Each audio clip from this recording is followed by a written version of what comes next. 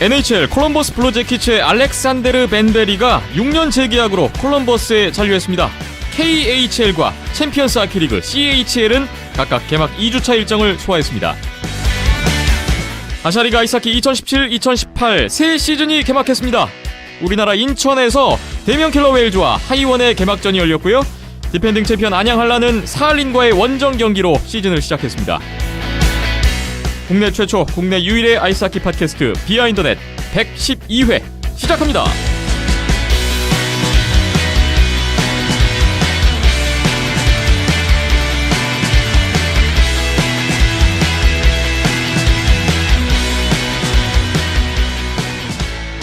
비하인더넷 112회 출발해봤습니다. 오늘은 9월 6일 수요일이고요. 역시 오후에 녹음 진행되고 있습니다.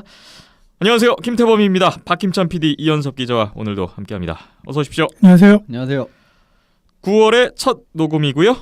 아시아리그 시즌 개막 후에 또 첫 녹음이 되는 오늘입니다. 시즌이 시작됐다는 느낌에 뭐 저희도 그렇고 많은 팬분들도 좀 약간 설레는 마음이 있는 것 같아요.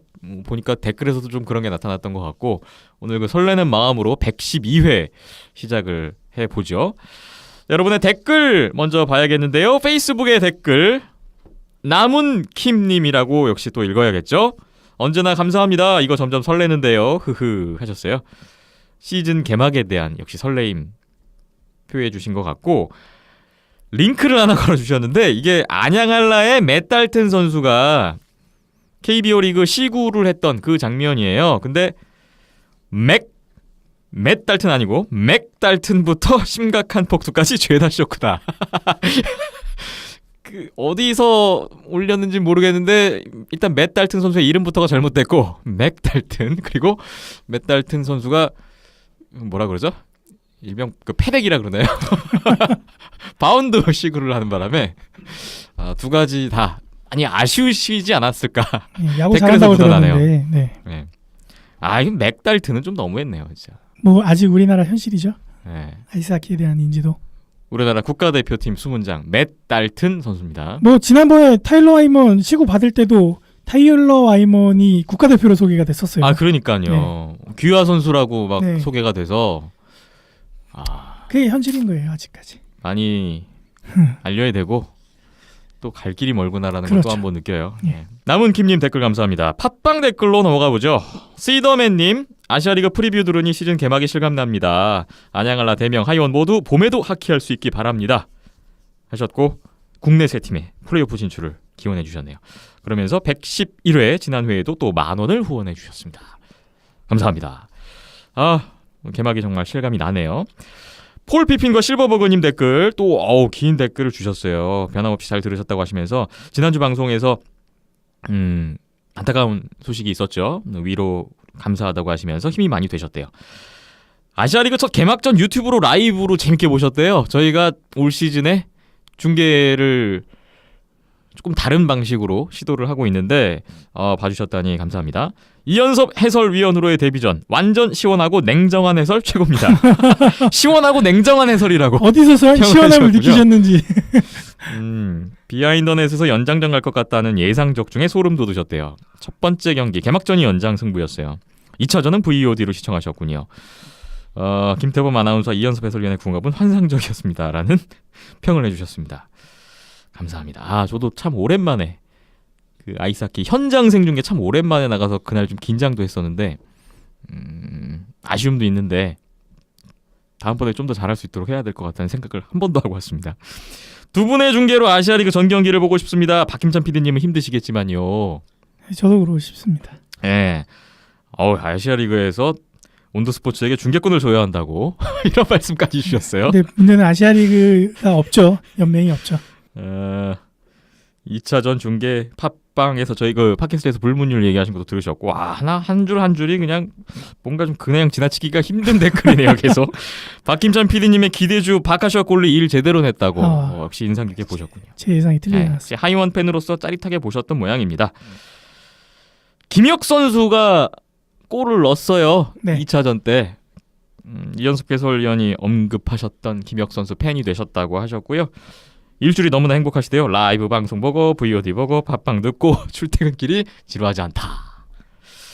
감사합니다. 아, 굉장히 즐거워 보이는 댓글이라서 저희 컨텐츠를 기쁘네요. 100% 활용하며 즐겨주시는 네, 표본인 것 같습니다. 뭔가 그 자신이 좋아하는 거를 이렇게 즐긴다는 게 또 그걸 또 표출하고 행복의 뭐 일환인 것 같아요. 즐거워하고 네. 다른 홍보가 필요 없는 것 같습니다. 이렇게 즐겨주시는 것만으로도 네, 여러분이 아이스하키를 즐기는데 이런 식으로 저희가 조금이나마 도움이 되면 뭐 저희야 너무나 기쁜 일이죠.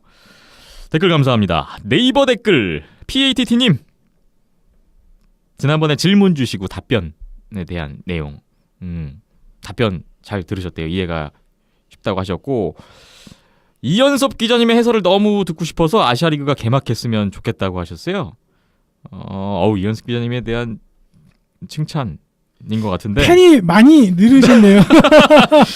리뷰 방송 들어보면 타 종목 해설 마냥 남들 다 아는 얘기나 늘어놓는 게 아니라 진짜 전술에 대한 설명, 포인트 딱딱 집어주시는데 몇 번을 감동 먹었는지 모릅니다. 이런 얘기도 있고요. 지난 시즌에 아이스하키 입문의 해였는데 올해는 이연습 기자님 해설 들으면서 심화학습을 이야. 하는 해로 만들어야겠다. 이런 얘기가 있어요. 이연습 기자님 어깨가 점점 무거워지실 것 그러게요. 같아요. 예, 너무 많은 기대를 성원을 보내주셔서 감사합니다. 네. 또 아이스하키의 열정, 지식이 많으신 김태범 아나운서님이 캐스터를 해주시니 두 분의 시너지가 장난 아닐 것 같습니다. 열정은 있는데 지식이 아직 많이 부족해서 계속 노력하는 중이고요. 역시나 그 타 종목 보면 좀 아쉬운 부분이 있었는데 기대감을 또 표해주셨네요. 사정이 여의치 않으신데도 불구하고 이렇게 준비해주시는 박완규 PD님 정말 감사드립니다. 꾸벅 박힘찬 PD님 크크크로 마무리를 해주셨군요. 네. 중계 뭐 재밌게들 다 보셨나 보네요. 그러니까 뭐 여기저기 댓글들을 보면은 반반인 것 같아요. 아직 저희가 부족한 부분에 대한 뭐 조언이나 뭐 격려나 코멘트를 해주시는 분들도 계시고 네. 또 이렇게 또 좋아해 주시는 분들도 계셔서 네. 뭐 더 하나씩 더 채워가는 중계를 만들어야 될 것 같습니다. 네, 저희가 뭐 주어진 여건에서 일단 이렇게 진행을 하고 있는데 네. 아쉬운 부분들도 분명 있으실 네, 거고. 저도 뭐 똑같이 여기 김태범 아나운서나 이현석 기자님이나 저나 다 뭐 NHL이니 뭐 올림픽이니 뭐 굉장히 잘 돼 있는 중계 방송들을 보고 즐겨 왔었잖아요. 네. 그리고 또 그런 컨텐츠들처럼 우리도 이제 그런 중계를 만들고자 하는 그런 목표 지향점이 있는데 현실은 또 현실이다 보니까 그거에 또 못 따라가는 부분들이 많이 있어서 그게 좀 죄송할 따름이고요. 네. 하나씩 채워가도록 하겠습니다. 네. 뭐 그런 부분에 대해서는 양해를 조심스럽게 구하면서 뭐 이번 중계를 통해서 저희도 느낀 바가 많기 때문에 네. 다음번 중계 때는 뭐 하나씩 좀 보완하는 모습을 보여드리겠다라는 약속은 분명 드릴 수 있을 것 같아요. 그리고 다행인 거는 저희도 하면서 되게 즐거웠다는 거. 네. 그래서 항상 뭐 취지가 그렇지 않습니까? 우리가 즐거워야 남들도 보는 사람들도 즐겁다라는 그런 취지가 있기 때문에 뭐 저희가 즐거웠기 때문에 저희 스스로는 나름 만족하고 있습니다. 예. PATT님 또 감사합니다. KGOD님 댓글이 있는데요. 비하인드넷 방송 들으면서 제가 덩크 지존입니다 라고 첫 댓글 달았을 때만 해도 사람들 관심이 적었던 아이스하키였는데 평창 올림픽 계기로 또 NHL 방송도 있고 하나둘 사람들 관심 가지는 게 아이스하키 팬으로서 기분 좋으신 것 같아요. 애리조나의 노안 선수가 은퇴를 했네요. 이러다가 야거 이긴나 현 FA 계약이 안 된 노장들도 하나둘 은퇴 소식 들리는 건 아닌지 근 한 달여 남은 NHL 개막도 너무 기다려진다는 말씀이십니다. 여기에 커피 브레이크님이 야거는 뭐 캘거리하고 계약할지도 모르는데 하시면서 체코팀 클라드노로 갈 예정이라고 만약에 캘거리 계약 안 되면 뭐 이런 얘기를 또 해주셨고 야구가 NHL에 남으셨으면 한다고 남았으면 한다고 하셨고요. 바이킹님 또한이나 이긴 날을 캐나다 대표팀에서 콜한다고 하던데 평창에서 볼 수 있을지 모르겠습니다 하셨네요. 야거 이긴나 여러 선수들의 행선지가 주목되고 있어요. 예, 뭐 사실 노장 선수들이고 모두 이제 만으로도 40이 넘은 선수들이죠. 그런데 이 선수들이 아직 팀을 못 찾고 있습니다. 그런데 오늘 이제 나온 소식에 의하면은 체코 쪽에서 인터뷰를 했다고 해요. 야그르 선수와. 네. 근데 야그르 선수가 지금 NHL에 계약이 안 된다면은 올림픽 준비를 위해서 체코에서 이제 한동안 못 만들게 한다는 이야기가 있습니다. 그러니까 예. 이제 혹시 NHL 안 가게 된다면 올림픽 참가 가능성을 본인이 내비친 거죠. 그런데 이제 그 다른 옵션은 KHL로 가는 옵션도 있지만 KHL 안 가고 유럽 리그, 그러니까 제 생각에는 본인이 속한 그 클라드노 팀, 고향 팀이죠.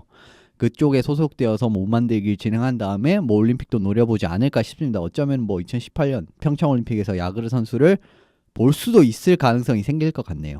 NHL 계약을 안 하면 평창에서 우리나라 선수들과 한번 붙을 수도 있는 가능성이 그렇죠. 솔솔 나기도 하는군요. 예, 뭐 도원 선수나 이긴라 선수 같은 경우에는 도원 선수는 이제 얼마 전에 은퇴를 택했기 때문에 뭐 이 선수는 사실 선수 생활 전체를 뭐 애리조나, 지금 애리조나 카이어츠죠. 예전에 피닉스 카이어츠였고 그 전에는 위니펙 제츠.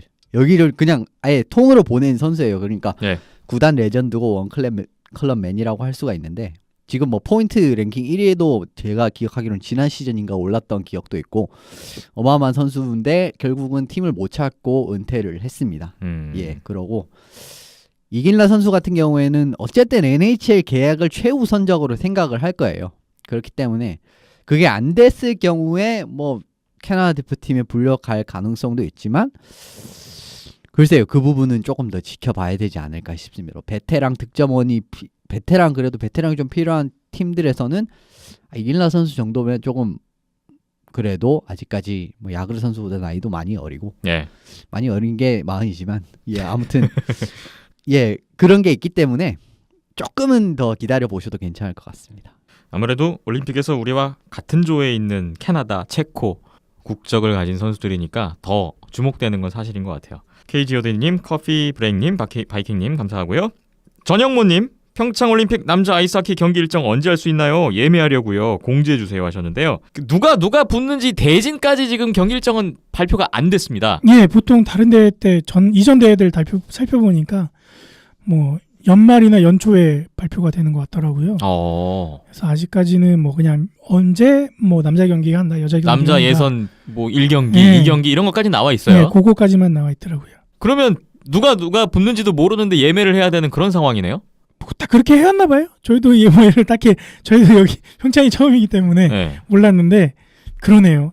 왜 그렇게 하지? 이해가 안 되네요. 그러니까요. 이게 만약에 미리 발표했다가 네. 좀 인기 팀들한테 표가 몰리고 다른 비인기 팀들은 표가 안 팔릴까봐 일부러 그렇게 뽑기식으로 한 건가.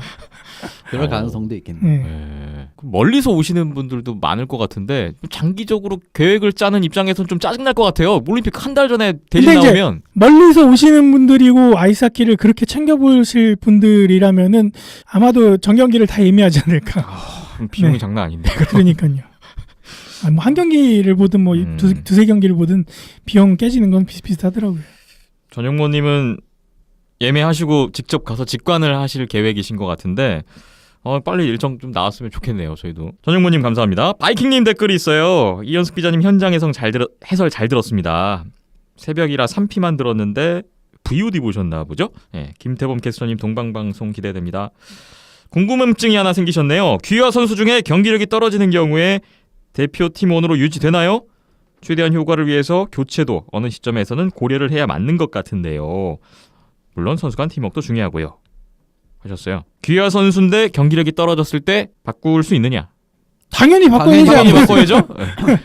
귀화 선수보다 국내 선수가 기량이 더 좋으면 당연히 바뀌는 예, 거겠죠? 잘하는 사람을 데려가는 게 귀화한다고 맞는 거죠. 무조건 대표는 아니죠? 그렇죠.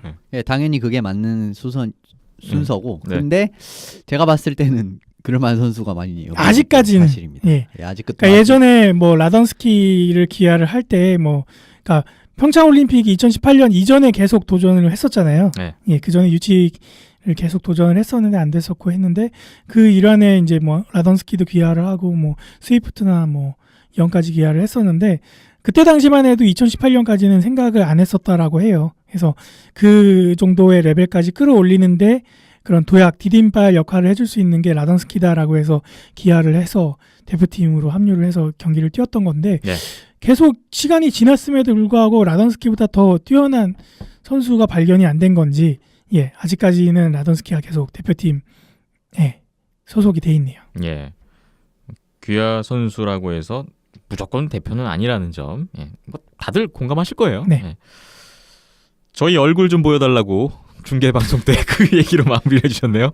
다음에 그 레플리카 입히고 오프닝 한번 해야 되는데 뭐 저희 얼굴까지 잡을 만한 카메라 여건이 될지는 모르겠는데 아예 뭐 준비하겠습니다. 네. 점점 뭔가 하나씩 추가될 것 같긴 합니다. 앞으로 중계 때. 댓글로 참여해주신 모든 분들 다시 한번 감사합니다. 하나하나 다 귀담아 듣고 저희가 의견 최대한 반영할 수 있도록 노력을 해보겠습니다. 비어인터넷 112회 잠시 후 본격적인 얘기로 들어가 보죠.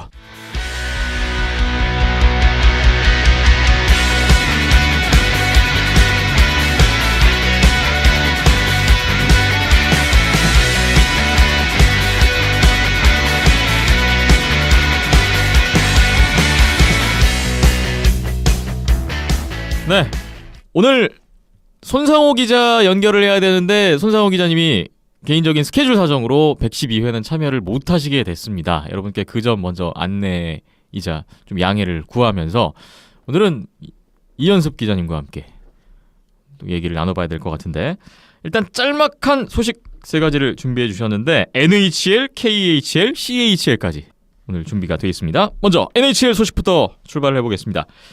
콜럼버스 블루제키츠의 알렉산데르 벤베리가 6년 재계약 팀에 잔류했다는 소식이네요. 예, 콜럼버스가 팀의 센터인 알렉산드르 벤베리 선수와 6년 2,940만 달러, 연간 490만 달러라는 금액에 재계약을 했습니다. 예. 2013년 드래프트 1라운드 출신이거든요, 이 선수가. 그런데 매해 성장을 하고 있어요. 포인트가 매해 20포인트씩 오르고 있는 모습입니다. 네. 지난해 59포인트를 기록하면서 1라인 센터까지 이제 역임을 하는 그야말로 그냥 NHL 레귤러로 성장한 모습을 보여줬거든요. 그런데 이게 또 재밌는 게 있어요.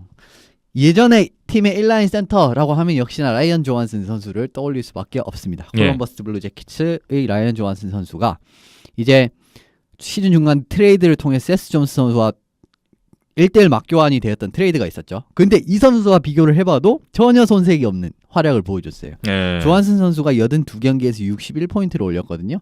그런데 벤베리 선수는 59포인트를 올렸습니다. 거의 차이가 없는 거예요. 예. 그런데 나이가 더 어린 걸 생각하면은 뭐 어떻게 보면은 굉장한 트레이드라고도 볼 수가 있고 또 지금 보시면 이제 벤베리가 이 트레이드를 단행했던 이유가 벤베리 선수가 1라인 센터로 발돋움할 것이다라는 확고한 믿음이 있었기 때문에 단행됐던 트레이드라고 말씀도 드릴 수 있을 것 같습니다. 그 믿음에 부응을 했다고 볼 수 있겠네요. 그렇죠. 그리고 1대1 마트 트레이드를 한 세스 존스 역시 뭐 팀의 거의 뭐 탑 디펜스맨 수준으로 활약을 해주기 때문에 와 콜럼버스는 정말 뭐 해가 갈수록 예전에 이제는 정말 최약체 팀의 이미지였지만 해가 가면 갈수록 더 좋아지는 모습을 보이고 있고요. 예.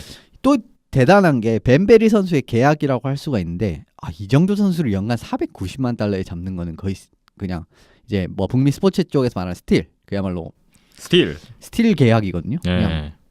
너무 낮은 연봉을 지불을 하는 거예요. 정말 상당히 팀 친화적인 계약이고 지금 뭐 사실 조한슨 선수가 거의 뭐 800만 달러 정도의 가치를 가지고 있다고 생각을 했을 때는 더더욱 대단하다고 할 수가 있고 지금 콜럼버스가 이런 움직임을 보이기 시작한 게 핀란드 출신 단장인 케켈레이넨 단장이 부임한 이후로부터 콜럼버스가 점점 매년 이렇게 가면 갈수록 좋아지고 있거든요. 그렇죠. 올해도 지금 벤베리 선수를 이렇게 계약을 하고 뭐 파나린 선수도 사드 선수 정도로 잘 데려오고 이런 걸 봤을 때는 앞으로 콜럼버스도 정말 무서운 팀이 되지 않을까라는 생각을 해봅니다. 지난해 59포인트를 한 알렉산데르 벤베리 몇 년간의 성장세를 보면 다음 시즌 70포인트 이상도 기대가 되는 그런 지금 순서인데요. 그렇죠. 뭐 7, 80포인트까지 기대할 수가 혹시나 지금 파나린 선수가 이 선수의 윙으로 들어갈 경우에는 7, 80포인트도 제 생각엔 가능하다고 보고요. 예. 네, 그건 좀 지켜봐야 될 문제긴 하지만 사실 뭐 50, 60 정도만 해도 뭐 정말 대단한 거거든요. 그렇게 감안을 하셨을 때는 이 선수의 능력을 아실 수 있을 것 같습니다. 콜럼버스 블루제키츠의 1라인 센터 성장 가능성을 이제 실현하고 있는 알렉산데르 벤베리 선수의 재계약 소식이었습니다. 다음 KHL 소식인데요. 개막해서 2주차를 지났습니다. 현재까지 초반 판도가 어떻게 되는지 그 얘기를 준비하신 것 같아요. 어떻게 흘러가고 있나요? 예, 지금 거의 뭐 모든 팀들이 6경기에서 7게임을 소화한 뭐 와중입니다. 뭐 전체 시즌이 58경기라는 걸 감안했을 때는 뭐 그렇게 많이 소화한 건 아니에요. 그래도 지금 한 2주차가 지났기 때문에 약간 한 돌이켜보는 시간을 가지면 서부 같은 경우에는 이제 체스카, 뭐 강팀, 체스카, 스카의 역시 약진이 돋보입니다. 예. 둘 다 16포인트를 올리면서 1, 2위에 위치해 있는데 스카가 한 게임을 덜 했기 때문에 사실상 좀 더 스카가 위라고 보시면 될 것 같고요. 네. 소치 팀 역시 지금 4위에 올라 있어요. 로코모티브와 같이 4위에 올라 있는데 11포인트로 4위에 올라 있는데 뭐 나쁘지 않은 활약을 보이고 있고 지금 서부에서 좀 그러니까 부진하는 팀은 역시나 요케리트 헬싱키라고 할 수가 있는데 이 팀도 충분히 서부 1, 2위권을 다툴 수 있는 팀이거든요. 예. 그런데 지금 4경기 수는 적지만 지금 전체 승패만 그냥 말씀드리면 2승 2패예요. 그렇기 때문에 6포인트밖에 몰리지 못한 수준이고 제 생각에는 조금 더 템포를 올릴 수 있을 것 같은데 어쨌든 2경기, 3경기를 덜 치렀기 때문에 요거는 좀 지켜봐야 될 것 같고 그러니까 서부는 명문팀이 뭐 역시나 투자에 스카 체스카. 예, 그렇죠. 투자한 만큼 성과를 내고 있다고 보시면 될 것 같습니다. 재밌는 건 동부예요. 지금 동부 1위가 어디인지 아십니까? 저는 잘 몰라서요. 쿤룬 레드스타스가 1등이에요. 쿤룬 레드스타스 굉장히 익숙한 팀 이름인데요. 쿤룬 그렇죠. 레드스타스. 작년에 KHL에 진입한 중국 연고를 가진 팀인데 네. 뭐 이게 뭐 중국 학기가 그만큼 올라갔다라는 이야기는 안 되는 게 2년차 시즌인데 지금 1위예요? 그렇죠. 오. 여기 선수들은 대부분 이제 또 해외 선수들이 주축이 되어 있습니다. 그래도 지금 2년 차인데 1위를 달리고 있다는 건 이거 뭐 오. 상당히 대단하고요. 예. 2위는 이제 얼마 전에 마르코프 선수 이적으로 말씀드린 아크바르스 카잔 팀이 2위를 달리고 있습니다. 그런데 쿨룬보다 2게임을 덜 했기 때문에 2게임 덜 했는데 포인트는 2점 차이밖에 안 나기 때문에 이건 뒤집힐 가능성이 큽니다. 그래도 쿨룬이 지금 이만큼 올라왔다는 자체가 굉장한 선전이네요. 그렇죠. 굉장히 시즌 초반을 잘 보내고 있다고 보고요. KHL 동부에도 그렇게 못하는 팀만 있는 게 아니거든요. 예. 아방가르드 옴스크 같은 명문 팀도 있고 시비르 같은 팀도 있는데요. 그런 팀을 제치고 지금 1위를 달리고 있다는 건 좀 대단한 초반 성과라고 말씀드릴 수 있을 것 같고 3위는 바리스 아스타나입니다. 예. 카자흐 연고팀인 그리고 우리나라 카자흐라 붙었을 때 거의 카자흐의 대표 소속팀이라고 할 수 있는 바리스 아스타나가 지금 3위에 올라 있는데 바리스 아스타나도 올해 굉장히 전력 보강을 크게 했어요. 옛날에 NHL에서 뛰었던 린든베이 선수 좀 기억하시는 분들이 계실 겁니다. 그 선수도 영입을 했고 또 해외 출신 선수 맷 프레튼 선수도 이제 영입을 하면서 강해졌고요. 골리로 교체를 했는데 골리도 카르손 선수가 들어오면서 전 NHL 경험이 있는 골리가 들어오면서 팀 전력이 확 좋아졌어요. 그래서 그 성과를 그대로 지금 3위라는 성적으로 보여주고 있고요. 물론 뭐 굉장히 초반이기 때문에 아직까지 뭐 이게 끝까지 갈 것이다라고 말씀을 드리기는 좀 그렇지만은 그래도 KHL 지금 동부 그림이 정말 좀 재밌게 흘러가는 것 같아서 언급을 드렸습니다. 예.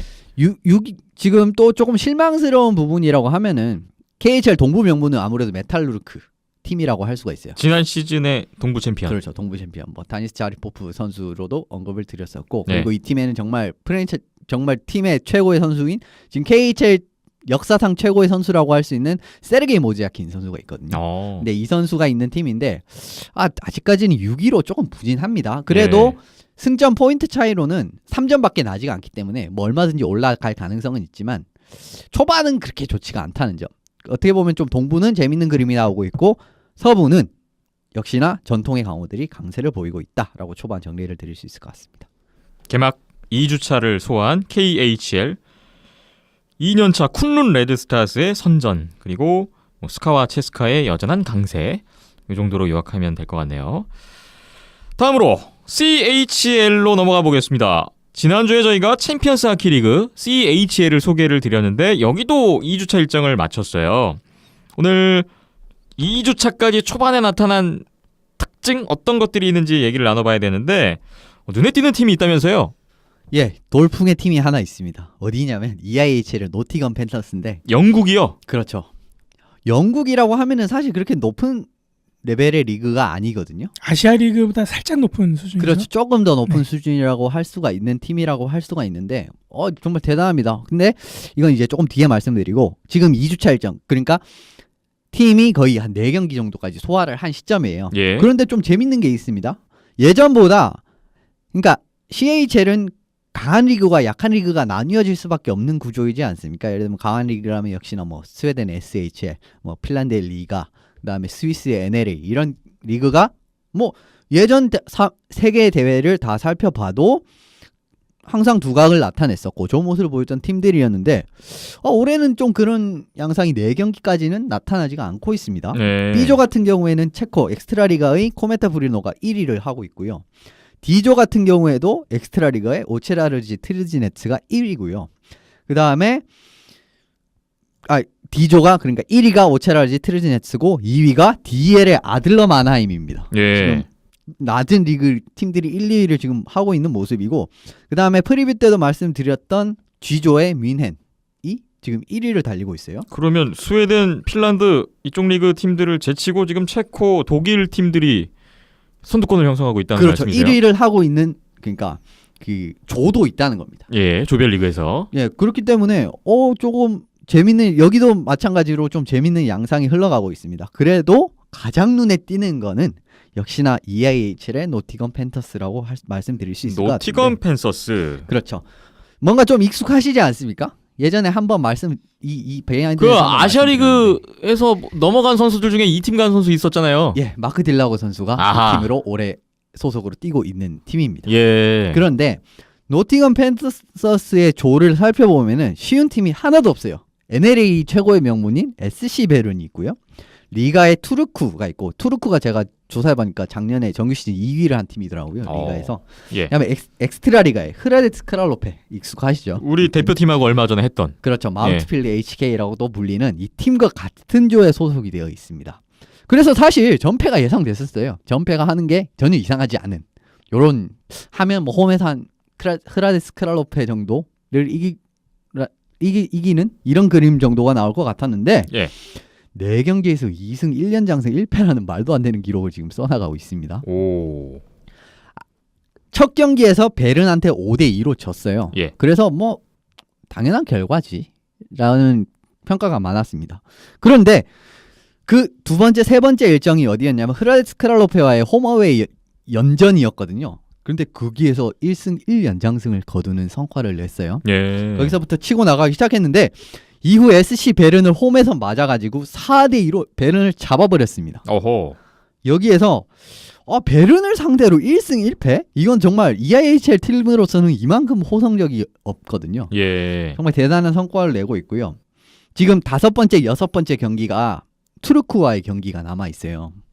뭐 베른을 잡은 시점에서 지금 사실 노티검은 무서울 게 하나도 없거든요.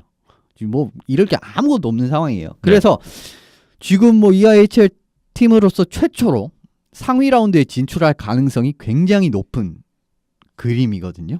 물론 뭐 2위 안에 든다면 16강에 갈 수 있는 거죠. 그렇죠. 물론 뭐 2패를 한다고 하면은 또 크게 이제 요동 칠 가능성도 있지만 현재까지만 봤을 때는 굉장히 좋아요. 예. 그리고 가능성도 높다고 할 수 있을 것 같습니다. 왜냐하면 베른을 또 잡아냈기 때문에.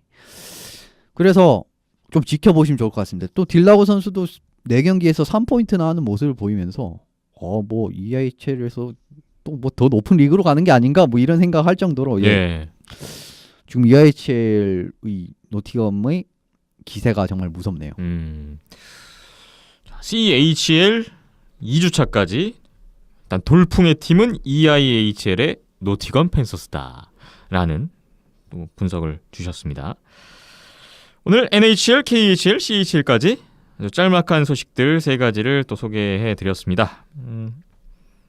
KHL, CHL 시즌 계속 될 거고 NHL 시즌도 다가오고 또 계속해서 한 달 남았습니다. NHL. 프리시즌 아직 안 들어갔죠? 지금 캠프를 시작한 팀들이 있고요. 캠프에서 뭐 여러 가지 선수들을 이제 소집을 해서 훈련을 하니까 지역 팬들은 아무래도 좀 지금부터 벌써 즐거워지시지 않았을까 생각을 합니다. 그렇군요. 이렇게 마무리를 하고 넘어가 보고요. 잠시 후에 올 시즌 개막한 아시아리그 아이스하키 얘기로 넘어가 보겠습니다.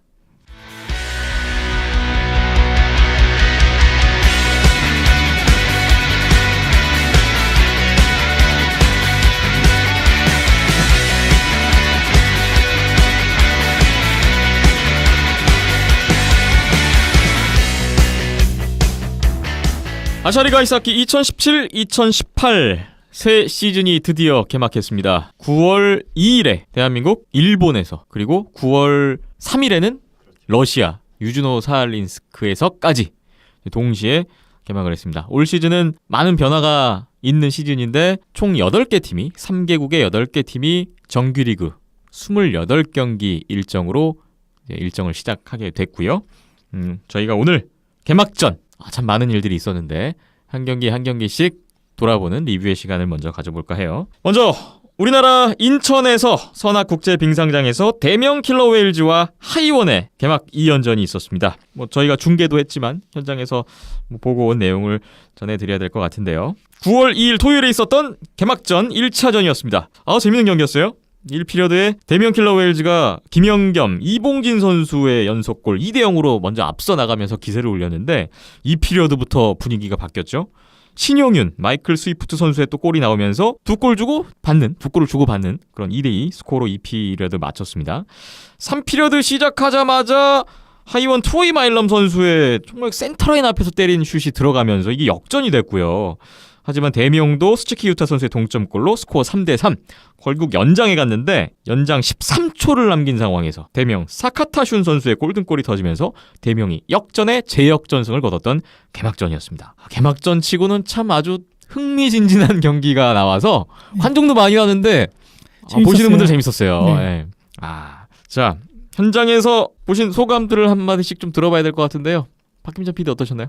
일단 양 팀 다 많이 변화된 모습을 느낄 수가 있었고요. 볼 수도 있었고. 네. 하이원 같은 경우에는 그 전부터 얘기가 나왔던 진짜 축구로 치면 닭공? 예. 엄청나게 공격에 쏟아붓는 수비수들까지 막 깊숙이 들어가서 공격에 가담하고 그런 모습들이 좀 놀라웠었고. 네. 대명 같은 경우에는 빠른 템포의 스피드를 자랑하면서 라인 체인지도 굉장히 짧게 가져가면서 그런 좀 뭔가 시스템적으로 준비가 된 그런 모습이 또 새로웠었고, 그다음에 이제 양팀 골리들의 활약도 새로웠었고요. 항상 제가 얘기했었던 바카시아 골리의 그 활약도 볼만했었습니다. 바카시아 선수 인상적이었죠. 데뷔전이었는데 아시아리그 데뷔전 28세이브 4실점. 하지만 팀이 패배하는 바람에 조금은 마무리는 좋지 않았던 그런 결과였어요. 이 결과가 일단 대명이 2년 연속으로 하이원을 상대로 시즌 첫 승을 올리는 또 기염을 토했습니다. 지난 시즌에는 개막 6연패 출발을 했었고 하이원에게 첫 승이었는데 올해는 개막전부터 똑같이 연장에서 승리를 거뒀죠. 그렇네요. 하이원은 또 반대로 2년 연속 대명한테 시즌 첫 패를 당하는 기록을 떠안았고요. 이날 눈에 띄었던 거는 슈팅 수였는데 대명이 우세했어요. 근데 이게 지난 시즌의 6경기에서는 사실 대명이 다 열세였거든요. 근데 7경기 만에 처음으로 하이원 상대로 대명이 슈팅 수에서 우세를 가져갔던 경기였어요. 슈팅 수에서 정말 작년에 굉장한 열세를 보였습니다. 마진으로 따지면은 72개나 차이가 날 정도였거든요. 근데 이번에는 뒤에 경기에도 말씀을 드리겠지만 우세했습니다. 그런 부분에서 확실히 대명 킬러웨일즈가 많이 좋아졌다라고도 말씀드릴 수 있을 것 같습니다. 네, 대명 킬러웨일즈의 변화에 여러 가지 이유가 있겠지만 일단 신임 감독, NHL 감독 출신의 케빈 콘스탄틴 감독 얘기를 또 빼놓을 수가 없는데 데뷔전이었죠. 아시아리그 데뷔전. 첫 경기에서 첫 승을 신고했습니다. 케빈 콘스탄틴 감독의 경기로서의 첫인상은 어떠셨어요? 근데 그 전에 연습 경기 때부터 요런 시스템으로 돌아가는구나라는 거를 보여줬기 때문에 이제 문제는 이제 이 시스템에 선수들이 얼마나 적응을 하고 따라가느냐가 관건이었거든요. 그래서 감독님의 역할은 크게 없었다고 보고요. 일단 시스템을 마련하고 거기에 적재적소에 선수들을 배치하고 그 시스템을 가동시키는 역할, 그 역할을 충실히 했다고 보고 그게 이제 첫 경기에서는 어느 정도 큰 효과는 아니지만 어느 정도 이런 모습이다라는 거를 보여준 것 같습니다. 뭔가 경기 진행 안에서는 타일러 쿤츠 코치가 더 바빠 보이는 그런 모습이 있었어요. 회사로 치면은 저 임원진과 실무진이랄까. 네. 개막전 첫 승, 아주 기분 좋은 출발을 했던 또 콘스탄틴 감독이었고 사카탄슌 선수가 아주 인상적인 골든골을 넣었죠. 그렇게 골을 많이 넣는 선수가 아니었는데 아주 개막전의 히어로가 됐습니다. 하이원의 카와무라 카즈키, 일본 메이지대를 졸업하고 아시아리그에 데뷔한 선수 데뷔전 치렀고 김윤호 선수도 각각 아시아리그 데뷔전을 치렀던 개막전이었습니다. 9월 3일 일요일에 2차전 경기가 바로 열렸는데요. 1차전과 반대 흐름으로 진행이 됐습니다. 1피리어드에 트로이 마일럼 선수의 파워플레이 골, 김혁 선수가 파워플레이 골이나 다름없는 파워플레이 종료 직후에 또 아주 중거리 슈팅을 때려 넣었고요. 2대0으로 하이원이 1피리어드 2골로 앞서갔습니다. 그리고 2피리어드 초반에 또 5대3 파워플레이 기회에서 트로이 마일럼 선수의 추가골이 나왔고요. 3대0까지 벌어집니다. 하이원이 쉽게 이기나 했지만 뭐 중계방송 때도 얘기했죠. 이현숙 기자님이 얘기했던 하키에서 가장 위험한 수코 3골차. 대명이 추격을 합니다. 3피리어드에 이봉진 선수, 스즈키 유타 선수의 연속골 한 골차까지 추격이 됐고 긴장되는 승부가 이어졌어요. 그 뒤부터는. 그러다가 한 2분 정도를 남긴 상황에서 하이원 김영준 선수가 돌파 과정에서 페널티 샷을 얻어냈고요. 이걸 직접 성공을 시키면서 승부를 갈랐습니다. 최종 스코어 4대2 하이원이 개막전 패배를 수록했네요. 양팀 모두 1, 2차전 뭐 그대로 똑같은 라인업으로 나왔던 2차전이었고요. 이날도 슈팅 수에서는 32대 23으로 대명이 우세했습니다. 1, 2차전 개막 2연전을 이현숙 기자님이 보신 소감은 어떠신가요? 예, 뭐 팀 하나하나별로 이제 말씀을 드리면 아무래도 두 팀에서 공통적으로 나타났던 부분은 바뀐 모습이 역시나 좀 돋보였다라고도 드릴 수 있을 것 같습니다. 대명부터 말씀을 드리면은 지난해와 비교했을 때 공격 템포가 상당히 빨라졌어요. 예전처럼 좀 그런 예전 같은 느낌, 작년 같은 느낌은 없었습니다. 올해 같은 경우에는 간결하고 빠른 이런 좀 게 느껴졌고, 그리고 확실히 좀 코치진이나 감독진에서 좀 기본적인 것을 조금 더 강조하는 이런 모습이 많이 이제 이게 경기에서도 나타났던 것 같아요. 좀 약속된 플레이 같은 거를 상당히 좀 정석이라고 볼 수도 있는 플레이 같은 거를 상당히 충실하게 수행을 하면서 경기 주도권을 잡아오는 모습도 좀 인상적이었습니다. 작년에는 사실 이게 좀 볼 수 없는 모습이었거든요. 거기에 비교하면은 좀 이런 모습이 있었고, 그리고 코치진도 때에 맞춰서 라인업을 유동적으로 가져가면서 경기에 임했던 장면도 어떻게 보면 이것도 상당히 기본적인 건데 지금 같은 경우는 이게 확실하게 되고 있는 모습이고, 뭐 간단한 예를 설명드리면은 경기 중반부터 콜드웰 선수가 1라인으로 나오는 1라인 수비 페어로 나오는 모습이라든지 이런 부분 같은 경우에는 유동적으로 상당히 유동적 상대방의 힘이 1라인에 집중되어 있으니까 바꾸고, 그 다음에 경기의 중요한 장면 이럴 때 또 올리고 이런 부분이 있었거든요.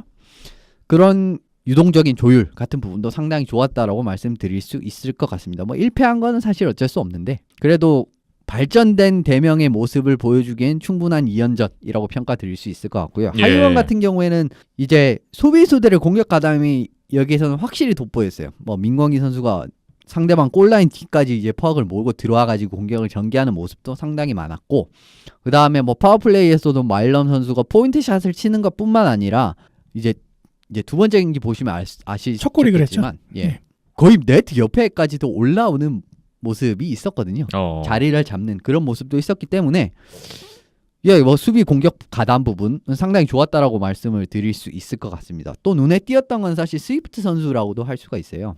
이 두 경기에서 스위프트 선수가 생각보다 많은 걸 해냈습니다. 무엇을 했느냐면은 득점도 물론 해냈지만 상대방의 신경을 어마어마하게 끌어냈어요.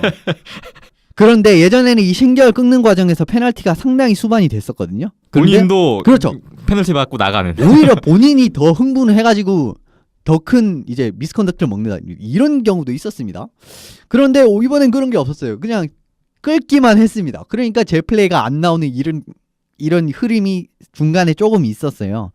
게다가 수비에서도 이 선수가 뭐 권태환 선수 마찬가지로 상당히 스틱 체킹이 좋은 선수이기 때문에 그런 모습으로 위기를 상당히 많이 끊는 이런 장면도 많이 나왔습니다. 굉장히 훌륭한 역할을 했어요. 다만 역시나 문제점은 예전보다 활동량이 많이 떨어졌어요. 이 선수가 최근 들어오면서 활동량이 예전만큼 그렇게 왕성하지가 않습니다. 그렇기 때문에 수비 커버리지, 그러니까 로테이션 수비 이런 게 좀 꼬이는 장면이 나왔습니다. 스즈키 유타 선수의 두 번째 골이 딱 그런 장면이었거든요.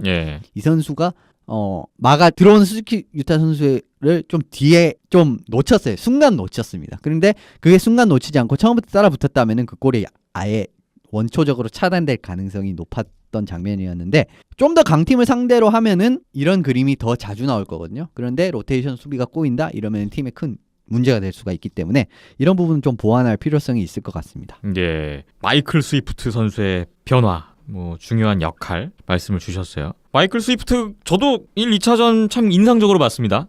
뭐 물론 뭐 포인트 면에서도 1, 2차전에 1골 4도움 뭐 기여를 했지만 뭐 전체적으로 공수 양면에서 팀 기여도 공헌도가 상당하구나라는 거를 크게 느꼈고 본인이 이런 얘기를 했더라고요. 올 시즌 개막 전에 그러니까 내가 6년 전에 하이원에 온 이후로 올 시즌이 최고인 것 같다. 그러니까 그 정도로 뭐 팀으로서나 개인으로서나 기대감이 지금 한껏 올라온 시즌인 것 같은데 하나 저는 인상 깊었던 게 경기 끝나고 2차전 후에 정말 밝은 그 스위프트 선수의 만족스러운 그 웃음과 함께 표정을 봤어요.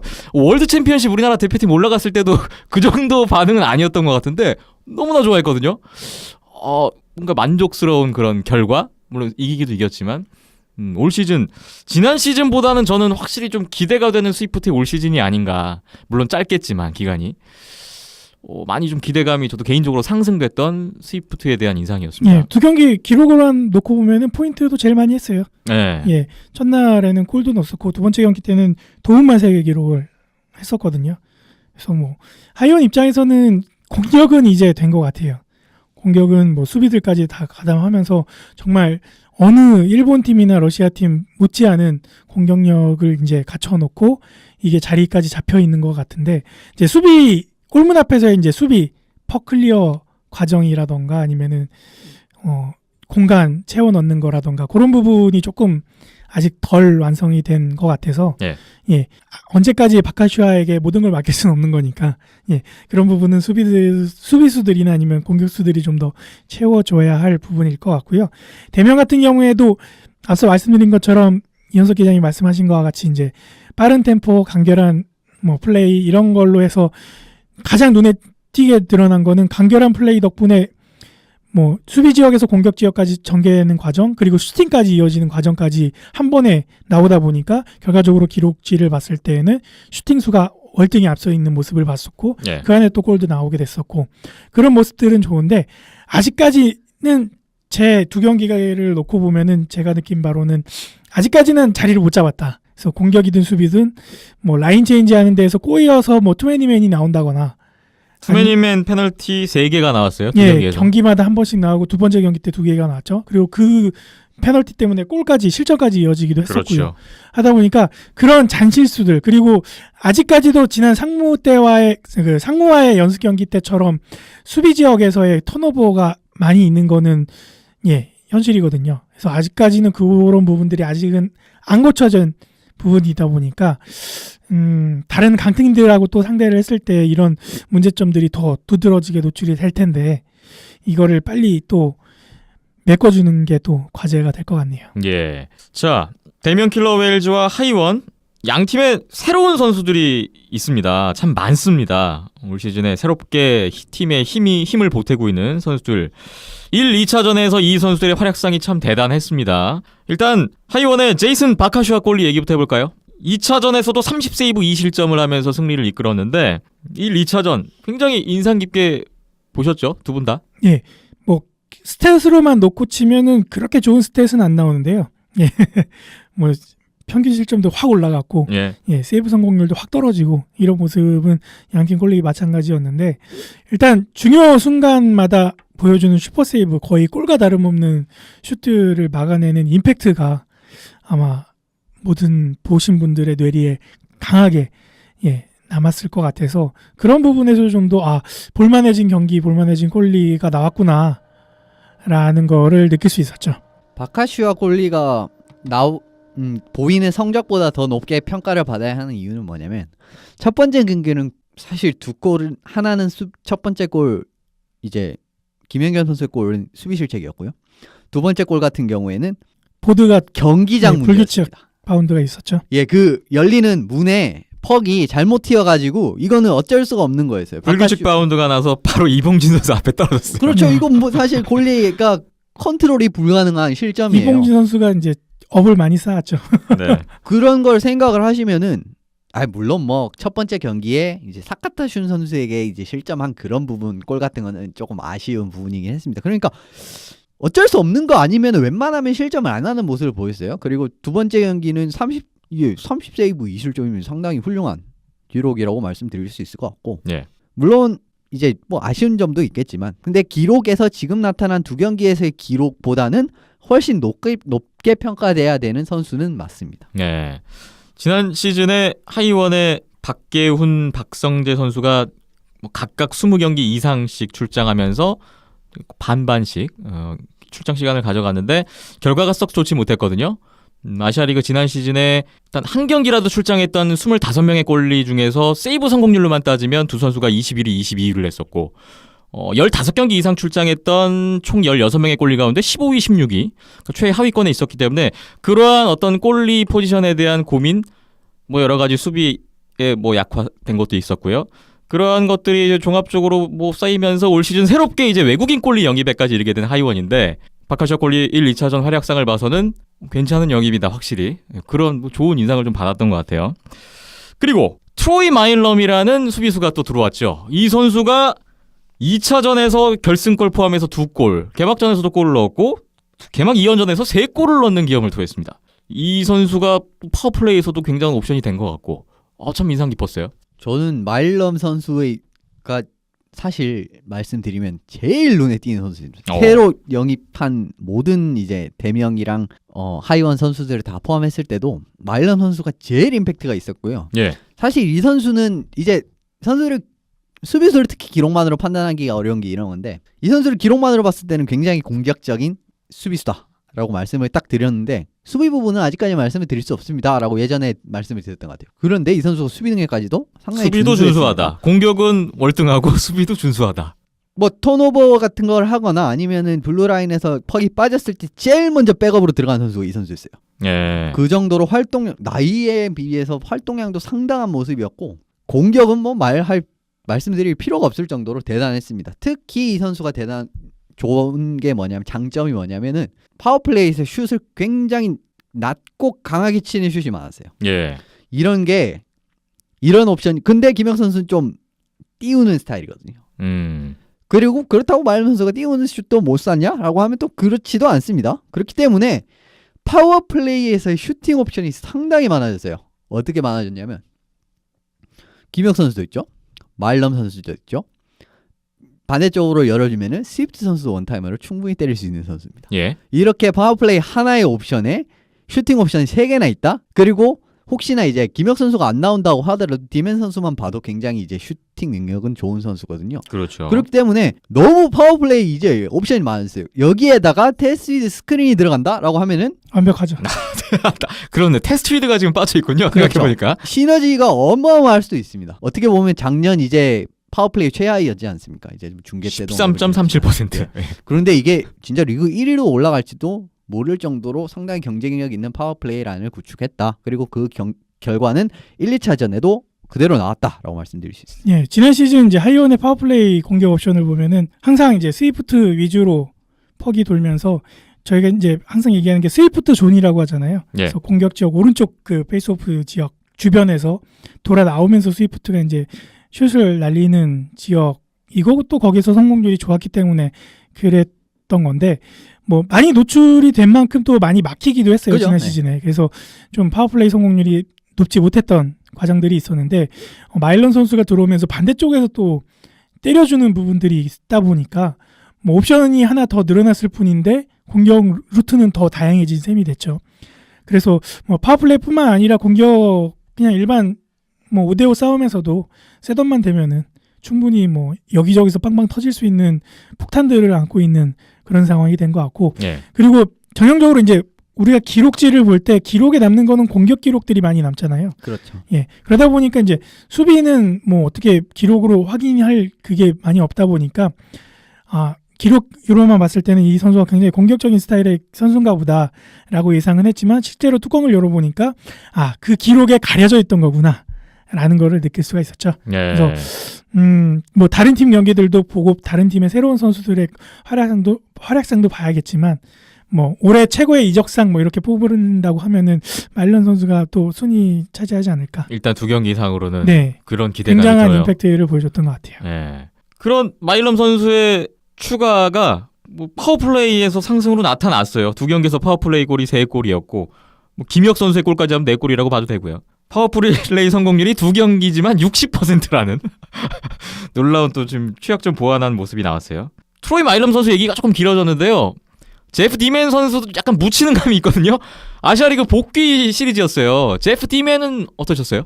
예, 주로 민건기 선수와 페어를 맞춰서 나오는 이번 조 수비수 그리고 파워플레이 1라인에서 김영 선수 아니면은 디맨 선수가 나오는 이런 그림이 많았습니다. 예. 퍽 공급이나 역시나 퍽 공급이라든지 아니면 그 퍽을 운반하는 이런 역할로는 확실히 예전 같은 뭐 모습 그대로 나왔다고 보고요. 이 선수 가려지긴 했지만 여전히 뭐 아시아리그로 따지면은 굉장히 준수한 기량을 가진 수비수라고 말씀드릴 수 있기 때문에 당장 뭐 지금 뭐 스코어보드에 이름을 막 많이 올리고 이러지는 않지만 그래도 하이원 수비진에 많이 도움이 되고 있는 건 사실입니다. 예.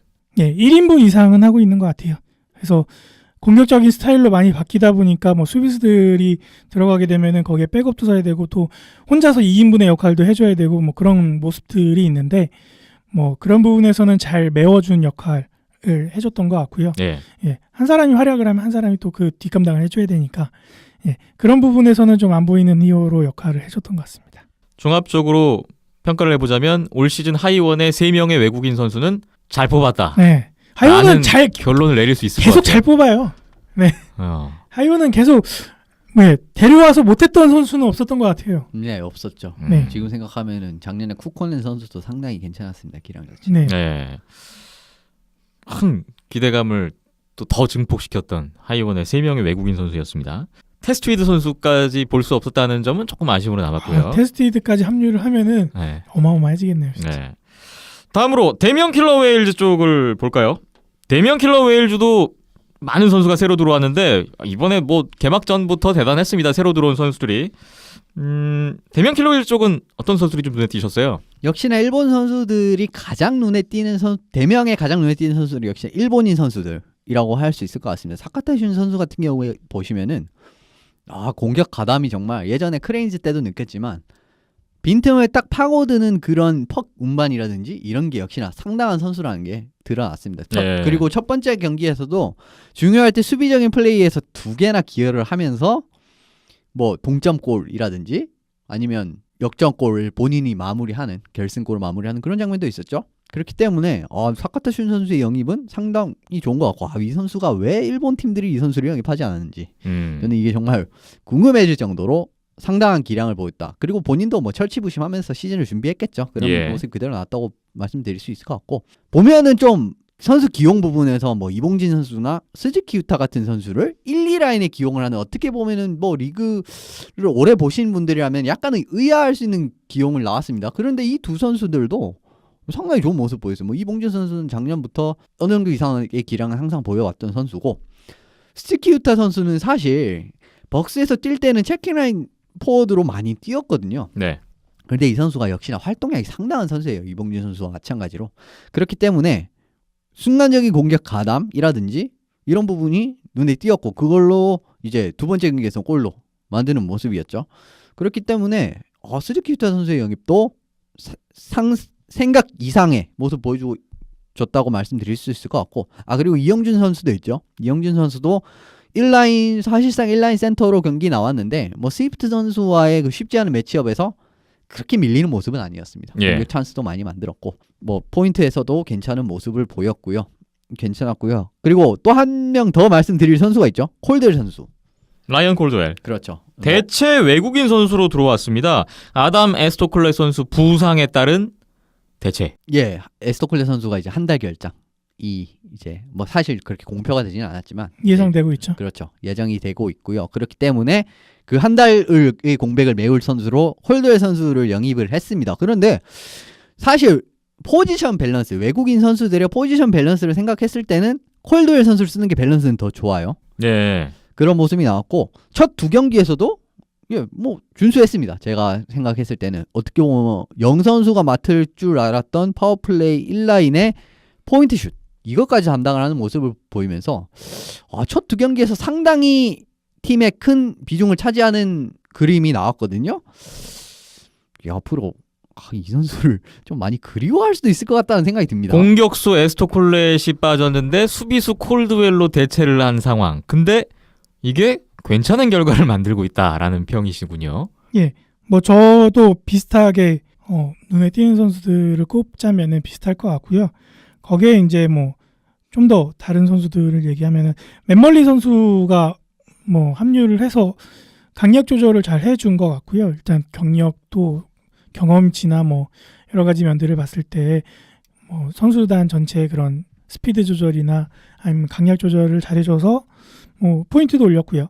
예, 그런 모습들이 괜찮았던 것 같고 예. 그 다음에 이제 마지막 라인에 그 젊은 피들 예, 황두- 인상적이었습니다. 상당히. 황두현, 황예원, 김연경 예. 예, 이 젊은 피들의 성장세가 좀 많이 가파라지고 있는 게 보여서 이 선수들이 시즌을 거듭하면 거듭할수록 매 경기 이게 또 계속 발전되는 모습들이 나오는 것 같고 또 서로 간의 시너지가 계속 발생이 되는 것 같아서 예.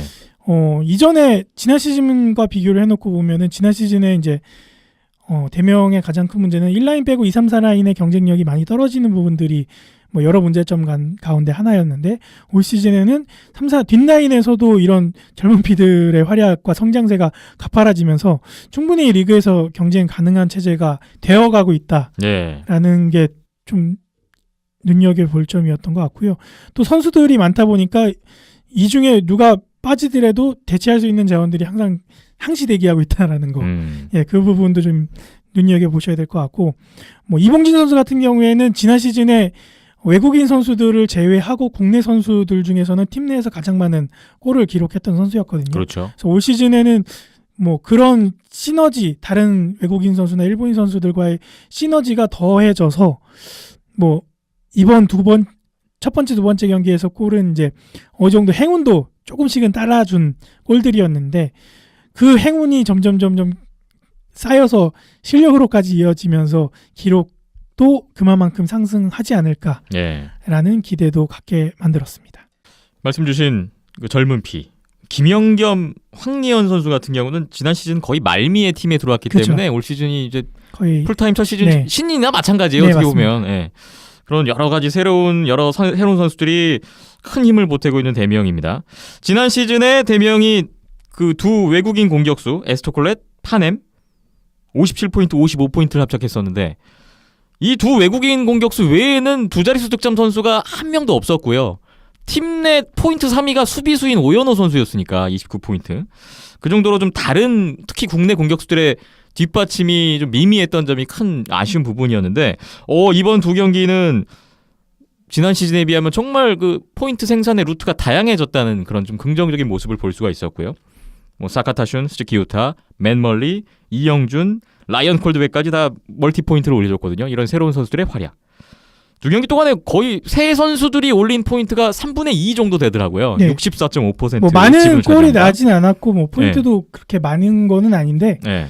뭐 문제점도 있었죠. 두 번째 경기 때도 보면은 한 경기 한 44분, 45분 지나갈 때까지 한 골도 못 냈던 걸 또 돌이켜 보면은 예. 뭔가 좀 임팩트 있게 구심점 역할을 해줄 수 있는, 풀어줄 수 있는 선수들이 아직까지는 몸이 덜 풀렸다라는 0점 조절이 아직 안 됐다라는 모습도 좀 나왔던 것 같고요. 예. 근데 이제 좀 요게 경기를 거듭하면은 풀릴 것 같아서 예, 그런 부분에서는 좀 기대를 하고 있죠. 그 구심점이 브렛 파넴일 줄 알았는데 오히려 브렛 파넴은 약간 포인트 생산량은 좀 그랬어요. 이도움에 그쳤어요. 예, 묶이는 모습이 나왔었고 네. 예, 오히려 이제 뭐 맨멀리나 이영준 선수들이 좀 그런 공격 루트를 풀어주는 역할을 했었고, 그러니까 마무리 능력으로 따지면은 뭐 브렛 파넴이나 에스토클렛 이런 선수들이 해줘야 되죠. 근데 예. 아직까지는 덜 풀린 모습 그리고 부상으로 빠져 있는 모습이니까 이제 그 공백을 스즈키유타나 이봉진 선수들이 메꿔줬던 거고, 이제 이 선수들의 지금 안 풀렸던 선수들까지 또 풀리면은 뭐 하이원 못지않은 공격력을 갖추는 건 또 시간 문제인 거죠. 그렇네요. 자, 대명이 또 김범진 선수가 주장인데 부상으로 좀 빠져 있는 상황에서 콜드웰 선수가 들어왔고 그런 좀 수비의 변수들이 있었습니다. 그런 가운데 이번 개막 2연전에서 지난 시즌에 공격수로 뛰었던 박중현 선수가 4라인 수비로 나오는 모습도 있었어요. 네. 이호성 선수와 4라인 수비를 구축했거든요. 네, 등번호도 바꿨는데 3번으로 네. 왜 바꿨냐고 하니까 아버님이 두 자릿수로 하면 잘 안 보인다고. 한 자릿수가 잘 보이는 것 같다고. 3번. 네, 그래서 등번호 바꿨다고 하고요. 박중현 선수 개인으로서도 뭔가 새로운 각오를 다지는 시즌이 됐을 것 같은데. 네, 그리고 연습 경기 때부터 시즌을 준비하는 과정에서 이제 수비수로 전향이 있었는데 네. 연습 경기 때 상무나 아니면 이제 대학교 팀들과 해보는 걸 보니까 나쁘지 않았거든요. 그 특유의 활동량이 있고 네. 그 특유의 활동량으로 수비 커버를 전 지역에서 이루어지고 또 뭐 커팅이나 아니면은 맨마킹이나 이런 부분도 나쁘지 않은 모습들이 계속 반복이 되다 보니까 그래서 뭐 시즌 개막이나 2차전까지 중용이 됐던 것 같고요.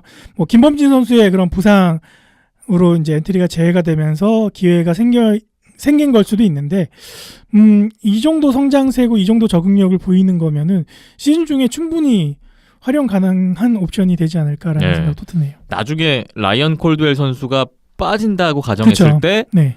박중현 선수가 수비수로서 계속, 역할은 더 커질 예, 수밖에 이어질 없겠어요. 수도 있을 것 같아요. 그렇네요. 대면 킬러 웨일즈와 하이원의 개막 2연전이었습니다. 결과적으로는 1승 1연장패로 하이원이 승점 4점을 챙겼고요. 원정 2연전에서 위닝 시리즈를 가져가는 결과를 만들어냈네요. 좀 지난 시즌에 인천에서 수입을 당했던 하이원이 그래도 이번에는 위닝 시리즈면 어느 정도 서력을 했다라고도 볼 수가 있겠네요. 네. 자, 두 팀의 개막 2연전 먼저 살펴봤습니다. 저희가 중계를 했었어요. 네. 뭐 여러 가지 저희 내부 모니터링도 하고 있고 한데 어떠셨어요? 뭐 일단은 개막을 준비하면서 네. 기본만 하자라고 네 욕심 부리지 말고 기본만 하자라는 네. 예 생각으로 임했고요. 그 기본이라는 기준점이 뭐 보시는 분들이나 다른 분들하고 또 그 기준점이 다를 수는 있지만 예 저는 굉장히 낮게 잡았다는 거 일단 네 그래서 최대한 안전하게 사고 없이 네. 가도록 하기 위해서 예 그거에 좀 예 신경을 썼었고요. 하지만 이제 좀 많이 실수도 나왔고 네. 예 부족한 점들이 많이 노출이 됐었는데 그래도 이제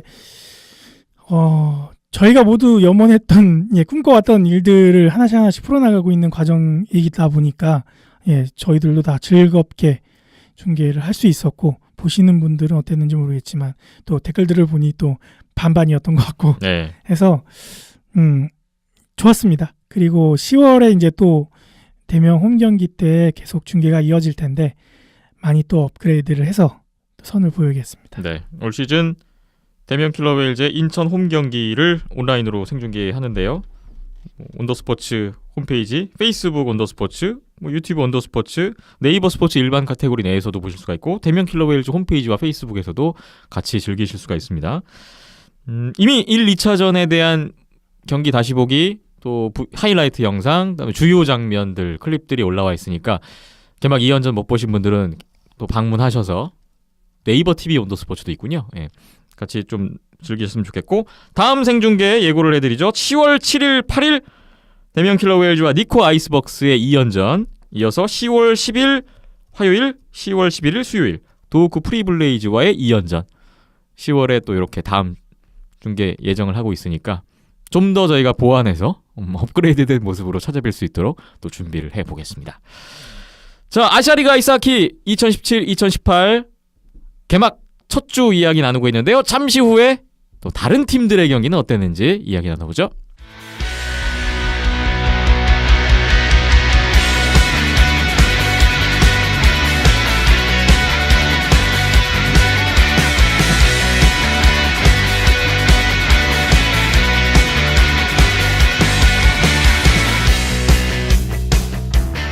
아시아리그 아이스하키 이야기 나누고 있는데요. 이번에는 안양 한라 소식을 살펴볼까요? 안양 한라는 러시아 유즈노 살린스크 원정을 가서 사할린과의 개막 2연전을 맞았습니다. 지난 시즌 챔피언 결정전 맞붙었던 두 팀의 대결, 어떻게 보면 개막 시리즈 중에 가장 빅매치라고 볼 수가 있었던 시리즈였는데 하나씩 보죠. 9월 3일 일요일에 1차전 경기가 있었습니다. 2피리어드까지 0대0으로 갔고요. 3피리어드에 사할린 알렉세이 예레민, 로만 알렉시프 선수의 연속골이 터졌던 사할린이 2대0으로 승리를 가져갔던 경기였습니다. 슈팅수에서는 한라가 더 우세했고 특히나 3피리어드 슈팅수가 21대5 안양 한라가 크게 앞섰는데 결과는 사할린의 2득점으로 끝났다는 점, 이 점이 좀 눈에 띄었어요. 예, 근데 이게 이 액면가 슈팅 숫자로만 보시면 안 될 게 뭐냐면은 예. 3피리어드에 두 골을 먹은 이후로부터 이제 안양 한라가 몰아쳐야만 하는 상황이었잖아요. 예. 근데 사할린 같은 경우에는 굳이 이제 뭐 공격을 해가지고 위험을 초래할 필요가 없기 때문에 좀 이제 뒤로 빼는 이런 느낌이었기 때문에 슈팅 수가 3피리어드 슈팅 수는 그렇게 큰 의미라고 할 수 21대 5라는 압도적인 차이이지만 아주 크게만은 볼 수가 없다라고 말씀을 드려야 될 것 같습니다. 그리고 1, 2피리어드를 보시면 다 사할린이 앞섰어요. 슈팅 숫자는. 그렇군요. 그런 식으로 보시면은 역시나 이 두 팀은 전력면으로 호각이다 라는 말씀을 좀 드려야 될 것 같습니다. 예. 사할린의 안드레이 스텔마크 골리가 선발 주장에서 44세이브 셧아웃. 아주 상큼한 스타트를 끊었어요. 올 시즌 또 기대가 되네요. 안양알라가 개막전에서 졌는데 2010-2011 시즌 이후에 7년 만에 시즌 개막전에서 패배라는 결과를 받아들이게 됐습니다. 개막전 6연승이 마감됐던 안양한라였습니다. 9월 4일 월요일에 2차전이 이어서 벌어졌습니다. 이날은 연장까지 갔네요. 이 피리어드에 사할린이 알렉세이 카척, 알렉세이 예레민 2대 0으로 두 골 앞서갔었는데 한라가 또 반격을 하죠. 바로 이 피리어드에 브락 라던스키와 루슬란 베르니코프 선수의 골로 2대2 동점을 만들었고요.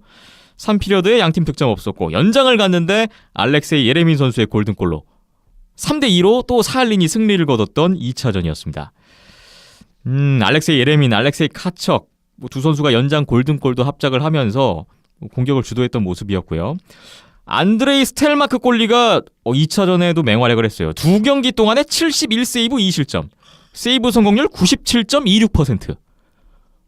이거 놀라운 활약인데요. 안양 한라를 상대로 두 경기에서 2실점이라는 거는 대단하다고밖에 말씀을 드릴 수가 없고요. 그다음에 지금 사할린의 관건이라고 하면 역시나 올해 주전골리가 굉장히 유력시되는 스텔마크 선수가 뭐 작년이나 작년 그 이상의 모습을 보여야 된다라는 말씀을 드렸거든요. 왜냐하면 이제 백업볼리가 옵션이 없어졌기 때문인데 예. 이런 기록이라면은 뭐 28경기 다 나오면 사할린은 거의 지질 않겠다라는 생각을 했습니다. 지난 시즌보다 더 좋아진 것 같은 스텔마크 골리의 지금 1, 2차전 기록이에요. 자, 안양한라는 이날 브락 라던스키가 골을 넣었잖아요. 사실 부상으로 오랜 기간 재활을 했는데 이번 개막 2연전 복귀전이었는데 골로 부상 복귀를 신고했고 개인 통산 191호 골을 기록했던 라던스키 선수였습니다. 그리고 루슬란 베르니코프 선수가 또 골을 넣었어요. 이적 후 첫 골. 그 상대는 사할린, 유즈노 사할린스크에서 이런 또 재미난 또 스토리를 하나 만들어줬고요. 스즈키 마사히토 선수가 1차전에는 나왔는데 2차전에는 결장한 모습이 있었고 뭐 그런 상황들이 있네요. 개막 2연전 양팀 올 시즌에도 우승 후보라고 볼 수 있는 두 팀인데 양팀 한 면씩 좀 포인트를 잡아주신다면 어떤 게 있었을까요? 예, 사할린부터 말씀을 드리면은 개막 직전에 또 여러 선수를 영입을 했더라고요. 예. 그러면서 이제 예전에 막 가이드북이라든지 아니면 홈페이지에 올라와 있는 선수들보다 훨씬 더 많아진 로스터를 보강을 했습니다. 지난해처럼 뭐 아드미랄에서 선수가 왔다 갔다 하는 것처럼 없어 보입니다. 올해는. 그런데 지금 뭐 수비진에 새로 영입된 선수를 보면 KHL 아무르 출신의 로기노프 선수가 있고 그다음에 또 VHL에서 들어온 뭐 스타르체프나 추비킨 이런 선수들을 또 차례대로 영입한 데 이어서 러시아 3부 리그에 있는 뛰었던 선수들도 뭐 한두 명 영입을 하면서 공격 수비력이 더 강해졌어요.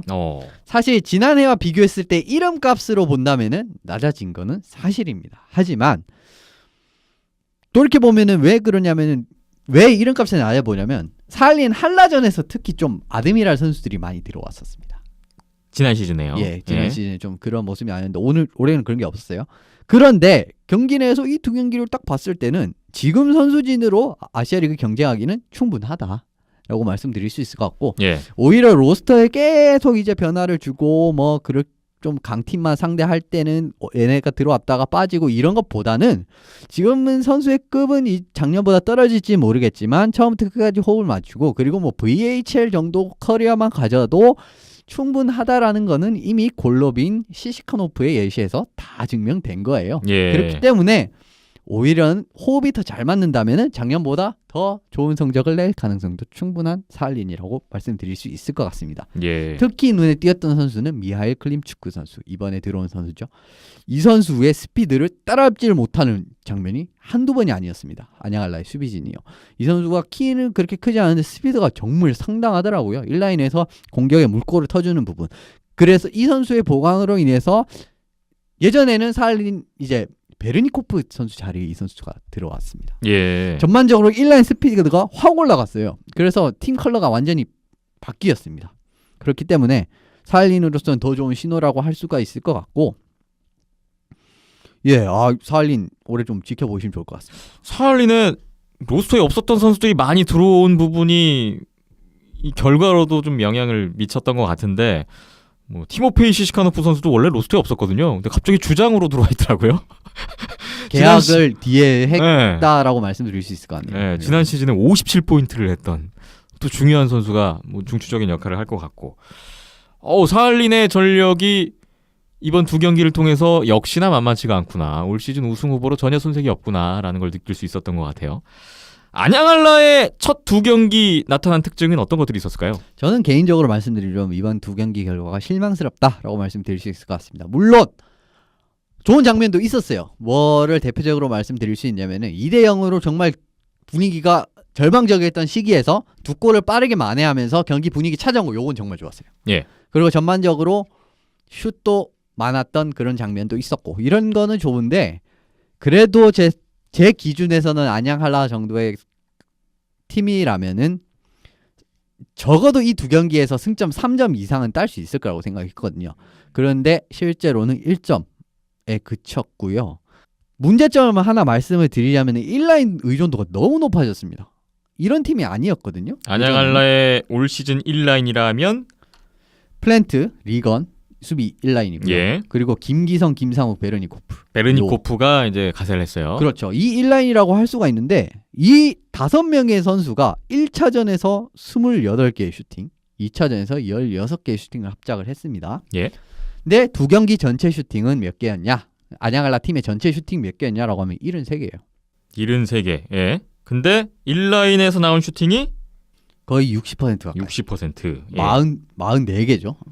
이게 득점에 실패한 거는 둘째 칩시다. 그런데 공격을 만들어 나가는 팀의 공격을 만들어 나가는 라인의 대부분이 이 1라인이라고 한다면은 상대방 입장에서는 경기 준비하기 너무 수월해져요. 예.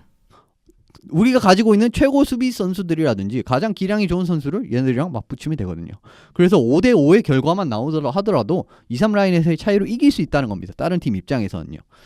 그런데 여기서 더 심각한 문제를 말씀드리면은 1라인을 제외하고 슈팅 수에서 안 밀린 라인이 뭐냐고 하면은 3라인인 바인 라인밖에 없습니다.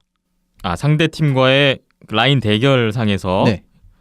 그런데 나머지는 다 물렸어요. 근데 안양 한라가 과거 이제 성공을 했던 2년, 최근 2년, 3년 돌이켜보면은 이렇게 1라인에만 그렇죠. 에서만 공격이 나오는 팀이 절대 아니었거든요. 1, 2, 3, 4의 라인 가릴 것 없이 터지는 뭐 지뢰밭 라인이라고 하는 그게 강점이었죠. 그렇죠. 뭐 오늘 뭐 김기성, 김상호 선수가 좀 컨디션이 안 좋아서 막히면은 뭐 밑에서 나오고, 그다음 뭐 신사훈 선수가 터지고 뭐 이러면서 돌아가면서 터지는 요런 느낌이었는데 2차전 뭐 두 경기밖에 안 했지만 1, 2차전의 경우에서는 이런 게 전혀 나타나지 않았던 게 안양알라 입장에서 문제였습니다. 예. 그런데 올해 또 문제가 뭐냐면은 시즌이 28경기 길고 이 선수들이 다 출장을 한다면은 언젠가는 경기력이 올라오고 긍정적으로 결과가 나올 수가 있어요. 왜냐하면 선수도 몸 풀리고 뭐 그럴 수 있지 않겠습니까? 그런데 짧아요, 올 시즌은. 기회가 많지 않습니다. 기회가 많지 않을 뿐더러 국가대표팀이 다는 지금 사실상 한라 A팀으로 가동할 수 있는 경기는 점점 없어지고 있습니다. 예. 그런 걸 생각을 해보신다면은 한라가 이 문제를 해결하지 않고서는 정말 올해 승점을 바싹 벌어둬야 될 지금 초반에 정말 고전을 하는 예상외의 모습이 나오고 있는데, 이런 거는 뒤에 좀 크게 발목을 잡을 수 있는 요소가 되지 않을까라는 좀 염려스러운 전망을 드릴 수 있을 것 같습니다. 예. 유즈노 사할린스크 원정이 뭐 늘 어려웠는데 이번에도 두 경기 다 패하면서 뭐 사할린 원정 경기 2승 9패라는 절대적인 열세를 이어가게 됐고요. 안양알라가 개막 2연전에서 2패 승점 1점에 그쳤습니다. 당초의 목표는 첫 14경기에서 13승을 하겠다 라는 목표였는데 이게 당장에 지금 개막 시리즈부터 차질을 빚게 됐고요. 이 사실 유즈노 사할린스크 원정이라는 게 어떻게 보면 시즌 중에서 가장 어려운 일정이잖아요. 그러니까 그런 거를 감안하면 물론 어느 정도 뭐 위로도 되고 참작할 부분은 있는데 결과 자체는 너무나 좀 아쉬운 건 사실이에요. 한라가 2007-2008 시즌이었습니다. 그 이후로 최근 10년간 개막 후 2경기에서 승리가 없었던 게 2008-2009 시즌 딱 한 번뿐이었습니다. 근데 공교롭게도 그 시즌에는 정규리그 우승을 차지하긴 시즌이었긴 했어요. 지난 시즌에 참 좋았죠. 개막 10연승으로 출발을 했고 역대 최고의 시즌 스타트를 끊었었던 한라인데 올 시즌에 지금 개막 2연패 9년 만에 겪는 시즌 최악의 스타트가 되고 말았습니다. 지금 순위도 뭐 떨어져 있는 건 사실이고요. 그런 측면에서 앞으로 지금 당장 이번 주말 경기도 중요한 고비가 될 것 같고 한라 팬분들로서는 좀 걱정이 생기는 그런 출발이거든요. 이 부분에 대해서는 어떻게 보세요? 그래도 기본 선수들이 다 이제 뭐 어떻게 보면 국가대표팀에 소속된 선수들이 상당히 많고 기본 전략이 탄탄한 팀이기 때문에 언젠가는 분위기를 찾을 것 같은데, 그리고 다음 상대가 뭐 전력으로만 보면은 이제 한라가 우위에 있거든요. 하이원이니까요. 예. 그렇기 때문에 이번 하이원 원정에서 빠르게 경기력을 되찾는 게 중요하다고 봅니다. 그리고 지금 1점밖에 못 딴 이 결과로 하이원 원정에서 사실상 성점 6점이 강요된 상황이에요. 근데 선수들은 부담을 가져서는 안 되고요. 근데 뭐 본인의 플레이만 할 수 있다면은 좋은 결과를 낼 수 있을 정도의 가능성은 충분히 가진 선수들이기 때문에 예. 뭐 빨리 털어버리고 이 다음 경기에 집중을 하는 게 중요하다고 말씀드릴 수 있을 것 같습니다. 그렇군요. 자, 우리나라 세 팀 먼저 봤고요. 일본 쪽으로 시선을 돌려보겠습니다. 일본 니코에서 니코 아이스박스와 오지 이글스의 2연전이 9월 2일, 3일 연이어 열렸습니다. 1차전 3대0으로 오지 이글스가 승리를 했어요. 슈팅 수에서는 열세였지만 2피리어드 이후에만 3골을 넣었던 이글스가 승리를 했습니다. 오지 이글스의 스테판 베이유 1골 1도움 했고 새로운 외국인 공격수죠. 베리 텔럭슨이 함께 2도움을 올려주는 활약. 이날 오지 이글스는 오노다 타쿠토가 아니라 나리사와 유타 선수가 선발골리로 출장을 했는데 33세이브 셧아웃 승리를 했습니다. 또 이글스의 도메키 마사토 선수가 팀의 세 번째 골을 넣으면서 역대 8번째로 통산 400포인트를 달성했던 경기였습니다. 다음 2차전 좀 더 치열한 경기가 나왔는데요. 아이스박스가 2대0 리드를 잡았지만 오지 이글스가 3골을 넣으면서 역전을 했고 또 아이스박스의 동점골, 연장 승부를 펼쳤습니다. 마지막 슈다웃에서 베리 텔럭슨 선수의 결승골로 오지 이글스가 또 승리를 했네요. 베리 텔럭슨 선수 새로 들어온 선수인데 역전골에 슈다웃 결승골까지 팀 승리를 이끌어줬습니다. 2차전은 오노다 타쿠타 골리가 나왔는데요. 36세이브 3실점 기여를 했고 이날도 이글스가 슈팅치에서는 열세였는데 결과는 또 이겼네요. 오지 이글스가 원정 개막 2연전에서 승점 5점 2승으로 성공적인 스타트를 끊었습니다. 원정팀의 지옥이라고 할 수 있는 니코 원정에서 2승의 의미는 상당히 큽니다. 그리고 여기 경기에서 슈팅수는 밀렸지만 좀 긍정적인 모습이 많이 나와서 그 부분을 좀 언급을 드리려고 합니다. 예. 처음에 가장 먼저 언급드릴 부분은 균일한 공격 라인이라고 할 수 있을 것 같습니다. 뭐냐면은 오지가 1경기에서 1라인인 베이유 라인 이 2골을 합작을 했죠. 예. 중요한 2골을 합작하면서 이기는 모습을 보였고요. 두 번째 경기에서는 2라인이라고 할 수 있는 오바라 쿠지 라인에서 만회골과 동점골이 차례로 터지면서 각각의 경기에서 다른 라인의 두각을 나타냈습니다. 그런 부분을 상당히 긍정적인 의미를 가지고 있다고 말씀드릴 수 있을 것 같고요.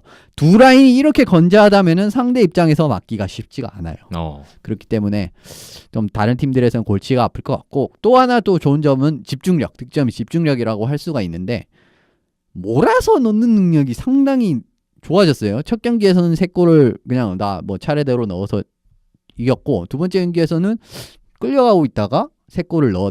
특히 이 피리어드에 골이 집중됐어요. 그렇죠. 이런 모습은 강팀이 꼭 가져야 하는 모습 중에 또 하나라고 할 수가 있는데, 요게 또 나옴으로써 오지가 올해는 좀 뭔가 오지 팬분들은 기대를 해봐도 좋을 시즌이 될 것 같다라는 말씀을 드릴 수 있을 것 같습니다. 예.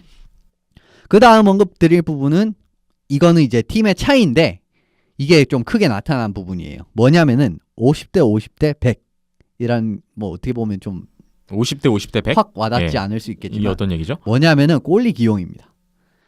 오지는 1, 2차전에서 나리사와 오노다를 차례대로 기용하면서 50대 50, 그러니까 1번 골리, 2번 골리를 썼다는 거죠. 그러니까 예. 누가 1번 골리냐가 중요한 게 아니라 어쨌든 오노다가 당연히 1번이죠. 근데 나눴습니다. 하지만 아이스박스는 후쿠지를 연속으로 2경기 출장시키는 선택을 했어요. 나리사와가 셧아웃, 첫 경기 셧아웃에 이어서 오노다 그 다음 경기 잘했죠. 그런데 후쿠지는 58개 슈팅을 맞아서 52세이브밖에 거두지 못했습니다. 예. 이거는 서로를 이렇게 서로 골리의 합산을 비교를 해도 그렇고 그냥 비교를 해도 더 부진한 모습을 보이면서 결과적으로는 아이스박스가 백업 골리가 없다라는 부분과 좀 출장이 이제 어떻게 보면 후쿠지 선수의 출장이 강요되는 이런 부분이 좀 부진한 모습이 나왔다라고도 결론을 내릴 수 있을 정도로 어떻게 보면 이 부분은 좀 백업 볼리들이 조금 더 분발을 해서 후쿠지 선수가 조금 부진한 그러니까 컨디션 안 좋고 약간은 좀 부진하더라도 충분히 나설 수 있을 정도 이런 믿음감을 조금 더 줘야 된다라는 과제를 또 찾아낼 수도 있거든요. 이런 모습에서 아무튼 오지 같은 경우에는 만년 백업이라고 할 수 있는 나리사와 역시도 좋은 모습을 보여줬다. 개막전 선발 나와서 그렇죠. 셧아웃을 했으니까. 그렇죠. 두 개 긍정적인 부분. 이제 니코 입장에서는 후쿠지가 조금 더 잘해야 된다라는 부분을 짚어드릴 수 있을 것 같습니다. 그렇군요. 이날 니코 아이스박스의 라인업에서 새로운 이름이 나왔는데요. 파트릭 모이시오라는 선수가 있습니다. 이 선수가 지금 대체 외국인 선수로 들어왔죠. 그렇습니다. 예센 이니메키 선수가 이제 도호쿠 프리블레이즈와의 연습 경기에서 어깨 탈구가 되면서 이제 계약이 해지가 됐어요. 새롭게 영입했는데 한 경기도 못 뛰고 아웃돼 버리는 결과네요. 그렇죠. 뭐 사실 기대를 많이 모았던 선수죠. NHL 1라운드라는 배경도 있고 이 선수가 사실 이제 뭐 연습 열심히 안 하는 거 요것만 빼면은 기량 자체는 문제가 없었던 선수이기 때문에 많이 기대를 하셨을 것 같은데 시즌을 소화할 수가 없게 됐습니다. 그래서 파트리크 모이시오 선수가 들어왔는데 이 선수가 키에코 반타에서 뛰었던 선수고 신장이 좀 좋은 선수예요. 그런데 당연히 클래스 비교를 한다면은 뭐 미니메키 선수와는 비교가 안 되는 수준이고 어떻게 보면 아이스박스 입장에서 시작부터 안 좋았다라고도 말씀을 드릴 수가 있을 것 같아요. 1경기에는 제가 알기로는 좀 낮은 라인에서 출장을 했고 4라인 출장을 했어요. 그렇죠. 두 번째 경기에서는 1라인에서 호흡을 맞췄는데 그렇게 두각을 내지는 못했습니다. 이제 근데 이 부분은 팀에 합류하지 얼마 되지 않았기 때문에 조금 더 이제 호흡 부분을 봐야 될 것 같고요. 아이스박스 입장에서는 초반 시작부터 너무 안 좋게 시작을 하기 때문에 그리고 단축 시즌 계속 말씀을 드리지만요. 빨리 어떻게 좀 분위기를 찾는 게 좋을 것 같습니다. NHL 1라운드 지명 출신의 예스 니니메키 선수 기대를 많이 했었는데 부상으로 뛰질 못하게 됐고 새롭게 들어온 파트릭 모이시오 선수 니니메키 선수보다 기대치는 좀 낮을 수밖에 없는 이 선수 시작부터 뭔가 좀 꼬여버린 지금 아이스박스에 출발이 됐고 결과도 개막 2연패로 진행이 되고 있네요. 다음 일본에서 또 한 시리즈가 있었는데요. 바로 도호쿠 프리블레이즈와 일본 제이지 크레인즈의 개막 2연전 일본 하치노에에서 있었습니다. 9월 2일 토요일 1차전에서 매 피리어드 한 골 이상씩 주고받는 접전을 펼친 끝에 역전의 재역전 3피리어드 다나카 리오 선수의 결승골로 프리블레이즈가 4대3으로 재역전승을 거뒀습니다. 야마다 주냐, 히라노 유시로, 다나카고, 카와이 타쿠마 선수가 각각 2포인트씩 기록을 했고 프리블레이즈 골리가 매 경기 주목될 것 같은데 일단 개막전 선발은 하타 미츠카즈였어요. 27세이브 3실점 승리를 했습니다. 그리고 외국인 수비수 새로 들어왔죠. 로건 파이엇. 이날 라인업에 있었는데 출장을 안 했어요. 그리고 2차전에는 아예 라인업에서 빠졌거든요. 뭔가 몸에 이상이 생긴 게 아닌가 좀 그런 좀 추측을 하게 됐습니다. 이적했던 김동완 선수는 3라인 수비로 또 프리블레이즈 데뷔전을 치렀던 개막전이었습니다. 그리고 크레인즈의 데니스 아키모토 선수도 복귀전이었는데 또 바로 골을 넣었네요. 바로 다음날 2차전 도호쿠 프리블레이즈가 3대0으로 또 승리를 거뒀습니다. 매 피리어드마다 한 골씩 몰아쳤고요. 이날은 로건 스탠펜슨 선수가 1골 1도움, 히라노 유시로 2도움. 그리고 개막전에선 서브 골리로 이름을 올렸었던 이토 유토 선수가 2차전 선발 나와서 26세이브 셧아웃을 했어요. 2차전 서브 골리 라인업에는 카노 류 선수가 이름을 올렸던 2차전이었습니다. 3승 3패 지난 시즌부터 해서 만나기만 하면 호각세였던 양팀인데 올 시즌 프리블레이즈가 승점 6점 2승으로 출발을 했습니다. 프리블레이즈와 크레인즈 항상 만나면은 재밌는 승부를 가져가기로 유명한 두 팀인데 이번에는 좀 생각보다 수월하게 프리블레이즈가 2연승을 했습니다. 그리고 뭐 승점도 6점이나 따냈기 때문에 이보다 더 좋은 결과는 없을 것 같고요. 좋은 점이 몇 가지 있었습니다. 블레이즈나 이제 뭐 블레이즈가부터 말씀을 드리면 맵퍼프의 공백이 별로 안 느껴졌다. 네. 라고 말씀드릴 수 있을 것 같습니다. 왜 그러냐면은 지금 프리블레이즈는 1라인을 히라노, 타나카, 카와이 요 3명의 선수를 묶는 선택을 했습니다. 그런데 요 세 선수가 두 경기에서 9포인트를 합작을 하면서 또 굉장한 공격을 보여줬거든요. 예. 그렇기 때문에 공백 해소 잘했다라고 말씀드릴 수 있을 것 같습니다. 그리고 두 번째는 확고한 주전 골리의 모습을 보여줬던 이토유토. 2차전 26세이브 셧아웃. 그렇죠. 뭐 프리블레이즈가 골리 로테이션을 갈 거란 거는 골리 4명에서부터 이미 예견이 되었던 일이고 실제로도 지금 그런 모습을 보여줬죠. 첫 경기 하타가 27세이브 3실점 뭐 그렇게 나쁘지는 않지만 좋다라고 또 보기 힘든 이런 결과를 남겼지만 그 다음 경기에서는 이토는 셧아웃을 기록하면서 뭐 넘어온 골리는 그래도 나죠. 일단 경쟁 구도에서는 이토가 앞서가네요. 예, 그래도 접니다라는 이런 모습을 보여줬어요. 예. 프리블레이즈 좀 특성상 한 골리가 좀 기세를 타게 되면 한동안 이 골리를 출장을 시킵니다. 그렇기 때문에 그게 뭐 와카바이시 감독의 어떤 스타일인가요? 그렇죠. 예, 좀 그런 스타일이고 뭐 로테이션을 돌리는 골리팀은 항상 또 그런 게 있고요. 그런데 그렇기 때문에 초반은 좀 이토 선수가 아무래도 나오지 않을까라는 예상을 뭐 조심스럽게 해볼 수 있을 것 같습니다. 예. 반면에 크레인즈는 개막 2연패예요.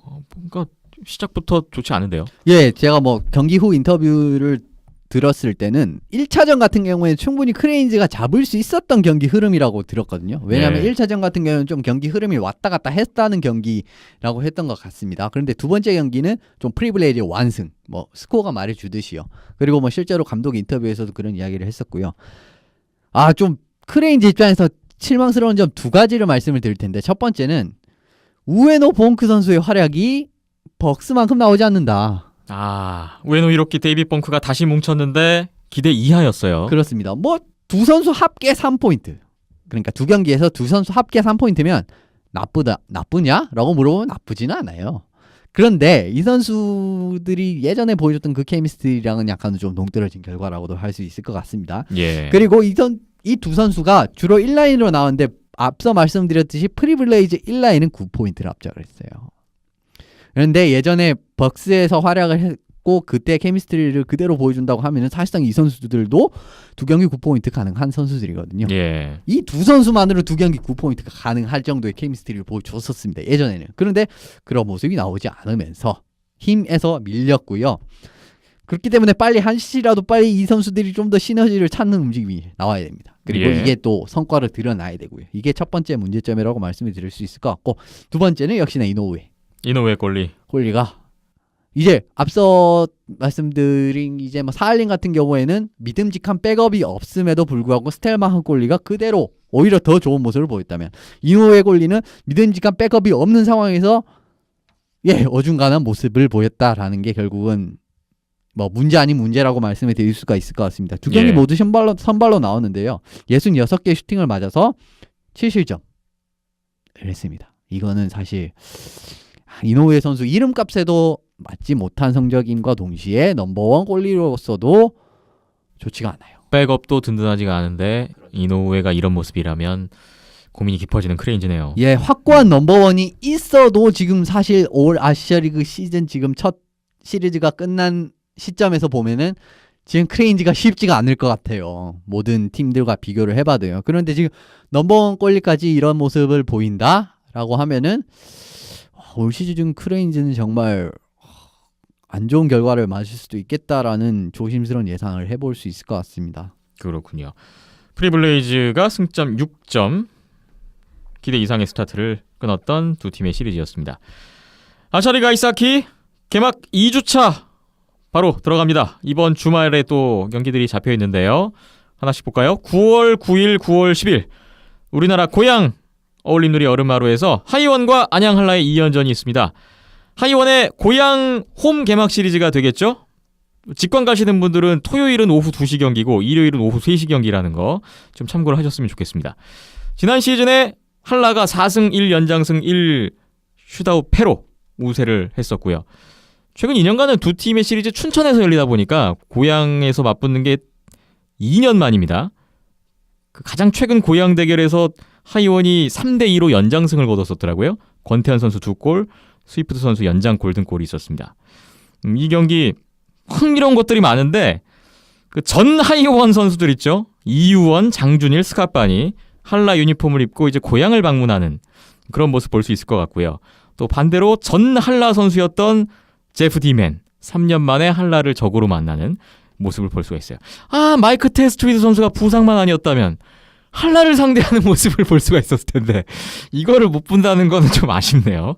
또 재미있는 장면이 됐을 것 같은데 글쎄요. 가장 기대가 되는 거는 제이슨 바카슈와 대 맷 달튼. 요 골리 대결. 이번 시즌 박힐턴 PD 많이 기대하고 계시죠? 네, 이번 시즌 유일하게 볼 수 있는 맞대결이죠. 아시아 최고 골리 대결이 될 수도 있어요. 예, 나중에 이제 안양에서 할 때는 또 메탈튼이 대표팀으로 빠져 있을 수 있으니까. 네. 이게 유일한 두 경기가 될 수도 있겠네요. 그쵸. 기대가 많이 되네요. 네, 요거 아주 볼만할 것 같습니다. 자, 두 팀의 시리즈 예상 한 말씀씩 해주시겠어요? 한라가 못해도 4점 이상은 따가지 않을까. 저도 동감입니다. 네, 네. 생각이 들고요. 하이원의 미션은 3점 이상. 맞아요.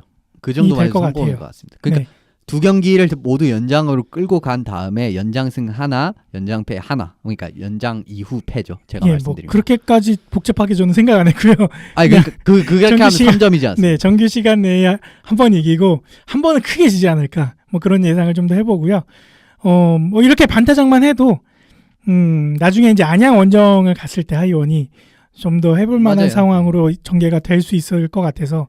그러니까 한라는 어떻게든 지금 시즌 초반 중반까지 승점을 벌어내야 되는 상황인데 지금 사할리에서 한번 삐그덕거렸고, 하이원 같은 경우에는 많이 변화된 포인트들이 많다 보니까 그런 포인트들이 자리를 잡기 위해서는 좀 더 시간이 필요한데 그런 과정 중에 한라를 만나는 거기 때문에 뭐 그 정도로만 목표치를 설정을 하고 가면은 뭐 큰 부담 없이 이어지지 않을까라는 생각을 해봅니다. 예. 저도 저도 아까 조금 언급을 드렸는데 한라는 4점 이상을 노리고 올 거고요. 사실 한라는 6점을 노리고 올 겁니다. 이번에 뭐 작년도 성적이 나쁘지 않았고 올해도 사실 네임 선수들의 면면을 비교해 봤을 때는 하이온보다 한라가 센 게 사실이거든요. 그렇게 따졌을 때는 한라는 6점을 노릴 겁니다. 그래도 제 예상에는 한라가 4점 따고 이제 그 하이원이 2점을 따는 그림이 가장 이제 나오지 않을까 싶어요. 예. 4점 이상. 그러니까 한라가 4점 이상, 한라는 4점 이상, 하이원은 2점 이하. 이런 그림이 나올 게 가장 이제 유력시되는 시나리오일 것 같고요. 어떤 시나리오냐면은 이제 한 경기는 무조건 연장을 가는 겁니다. 한 경기는 예. 한라가 정규 시간에 잡고 그 다음 경기를 뭐 어떻게 됐든 두 경기 어떻게 됐든 간에 한 경기 정규 시즌 승 한라 기준으로 그 다음에 연장 두 경기 중 하나 연장 요런 그림이 가장 유력하지 않을까 싶어요. 예. 한라가 4점 이상은 딸 것이다라는 공통적인 예상이신데 저는 한라가 만약에 4점을 따면 그게 과연 만족스러울까라는 생각을 해요. 그러니까 지금 한린에게 2패를 하고 온 상황에서 하이원이라면 일단 객관적인 전력상으로 좀 하위권으로 예상이 되는 팀인데 이런 팀을 상대로 만약에 한라가 저는 연장패든 정규패든 간에 1패라도 한다면 이건 초반 레이스에서 큰 치명타가 되지 않을까 저는 그런 생각도 해봅니다. 예, 뭐 저나 이현석 기자가 한라 듣기 좋으라고 4점 따라는 얘기는 아니고요. 예. 예, 앞서 두 경기를 사할린 경기를 보니까 그렇게 예상이 되니까 말씀을 드린 거고요. 네, 뭐 누구 기분 좋으라고 하는 얘기는 아니니까 예. 뭐 그냥 참조용으로 들으시면 될 것 같고, 생각보다 골이 안 나오면 아예 안 나올 것 같기도 하고요. 골리의 그런 클래스들이 있기 때문에. 근데 한번 이게 물꼬가 터지면은 이게 걷잡을 수 없이 난타전으로 이어지지 않을까라는 생각도 들고요. 지난 시즌에도 지난 시즌 매 시리즈마다 그런 경기들이 반복돼서 나왔던 것 같아요. 그래서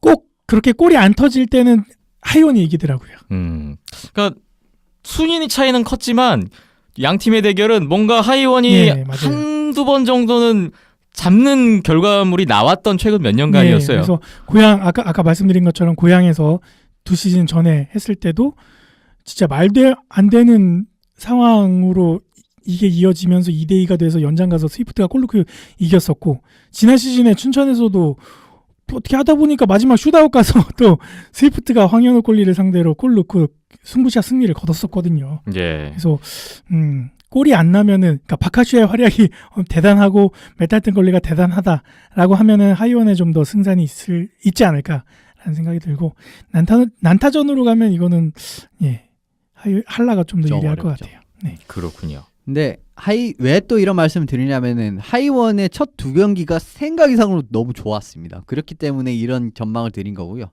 서두에 말씀드렸듯이 저는 한라가 어쨌든 6점을 노리고 들어올 거라고는 말씀을 드렸습니다. 근데 예. 뭐 하이원이라고 6점 안 노리겠습니까? 당연하죠. 근데 홈인데. 그렇기 때문에 그냥 현실적인 좀 예상을 해드린 거고, 예. 어떻게 나올지는 뭐 지켜봐야 되는 거죠. 하이원과 안양 한라의 개막 2연전 고양에서 열리는데요. 많은 분들이 관심을 가지실 것 같아요. 직접 경기장 찾아가시는 분들도 많을 것 같고 기대가 됩니다. 이 시리즈에서 안양 한라 김상욱 선수의 300포인트, 지금 2포인트 남았거든요. 기대가 되는 상황이고, 박우상 선수 99골인데 통산 100골. 요거 좀 아직까지- 시간이 걸리고 있어요. 예, 아직까지 완성이 네. 안 돼요. 지난 시즌에서 계속 얘기하고 있었는데. 네. 네. 요거 뭐 한번 주목할 수 있는 포인트가 될 것 같네요. 9월 9일, 9월 10일 일본 쿠시로에서 일본 재즈 크레인즈와 니코 아이스박스의 2연전도 있습니다. 첫 2연전에서 승점 0, 승점 1 만족스럽지 않았던 두 팀이죠. 시즌 첫 승에 나란히 도전합니다. 지난 시즌 전적은 3승 1연장승 1슛아웃승 1연장패. 연장을 3번이나 했네요. 크레인즈가 우세를 보였었어요. 뭐 여기 시리즈도 기록 달성 여부가 하나 있군요. 아이스박스의 사이토 타케시 선수, 아시아리그 최초의 통산 500포인트, 4포인트 남았습니다. 오래 뛰었네요. 현재 아시아리그 통산 골, 통산 포인트 부문 1위에 올라있는 선수죠. 그리고 크레인즈의 우에노 히로키 선수는 통산 400포인트 달성 여부가 걸려있네요. 1포인트 남았습니다. 지난주에 도메키 마사토 선수가 506경기 만에 400포인트를 했는데, 지금 우에노 히로키 선수는 327경기에 399포인트니까 뭐 엄청 빠른 페이스인 거죠. 이 아시아리그에서 기록이 달려있네요. 공격 둘째 가람 서러운 선수 하면 누구냐 하면 또 우에노 히로키 빠질 수 없는 이름이기 때문에 예. 역시나 뭐 이름값에 맞는 득점력이라고 말씀드릴 수 있어요. 벅스에서 쌓아놓은 게 많았죠. 그렇습니다. 고생 많이 했어요, 벅스에서. 역시 9월 9일, 9월 10일 같은 날 일본 코리야마에서는 도호쿠 프리블레이즈와 오지글스의 2연전이 있습니다. 나란히 개막 2연승을 달렸던 두 팀의 대결. 지난 시즌 전적 4승 1연장승 1패, 오지글스가 우세했네요. 프리블레이즈의 새 외국인 수비수 로건 파이어 선수가 이번 시리즈에 나올 수 있을까? 몸 상태가 어떤지 좀 궁금해지네요. 그리고 데미언 킬러 웨일즈는 러시아 유즈노 살린스크로 원정을 떠납니다. 9월 10일 일요일, 9월 11일 월요일 이렇게 2연전입니다. 지난 시즌 6전 6승, 사할린이 승점 18점으로 우세를 했죠. 대명은 지난 시즌에도 사할린으로 원정이 첫 해외 원정이었는데 네. 2년 연속으로 또 사할린을 상대로 원정 일정을 시작하네요. 지난 시즌 해외 원정 경기 18전 18패. 해외 원정 첫 승이 언제냐가 올 시즌에 또 주목되는 점인데, 사할린을 상대로 가능할까요? 쉽지는 않겠지만 일말의 가능성을 갖고 깜짝 승리를 한번 기대를 하고 있습니다. 네, 올 시즌에 대명의 원정 일정은 9월에 일단 사할린, 크레인즈, 이글스를 만나게 되고 10월 11월에는 원정 경기가 없고요. 12월에 프리블레이즈, 아이스벅스로 이렇게 해외 원정 일정이 잡혀 있습니다. 해외 원정 첫 승 어느 시점이지 주목이 되네요. 웨일즈가 승리를 거두려면은 와이먼 선수가 무조건 제가 생각했을 때는 2실점 이하의 활약을 보여야 된다라고 생각합니다. 그거는 올 시즌에 절대적으로 불가능하지 않을까. 아니 근데 그러니까 사할린을 상대로 그 정도 보여주지 않는 이상 제가 봤을 때 올해 사할린 전력이 상당하거든요. 네. 그렇기 때문에 좀 더 와이먼 선수가 분발을 해줘야 되는 상황이 왔어요. 뭐 웨일즈 공격 자체가 올해 봤을 때는 그렇게 나쁘지는 않은 것 같습니다. 뭐 라인 짜임새라든지 그런 부분에서는 긍정적인 부분을 찾았기 때문에 예.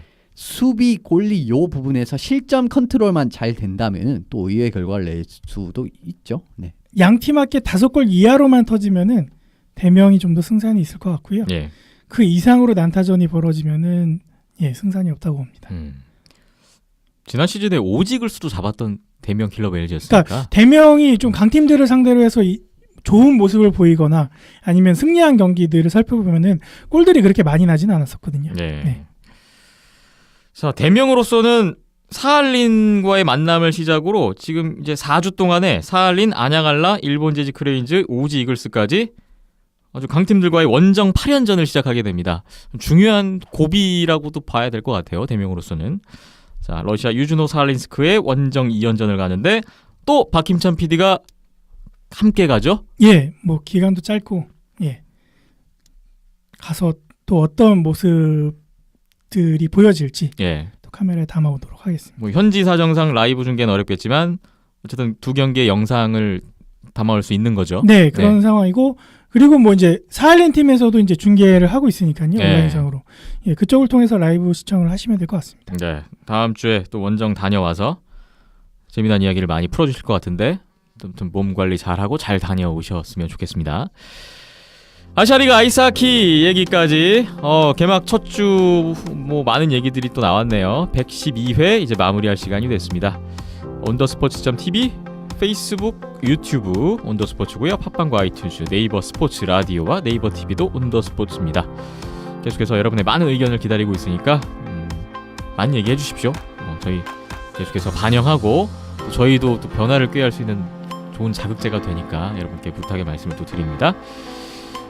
오늘 박힘찬 PD, 이현섭 기자 고생 많이 하셨고요. 저는 김태범이었습니다. 끝까지 함께해 주신 여러분 고맙습니다.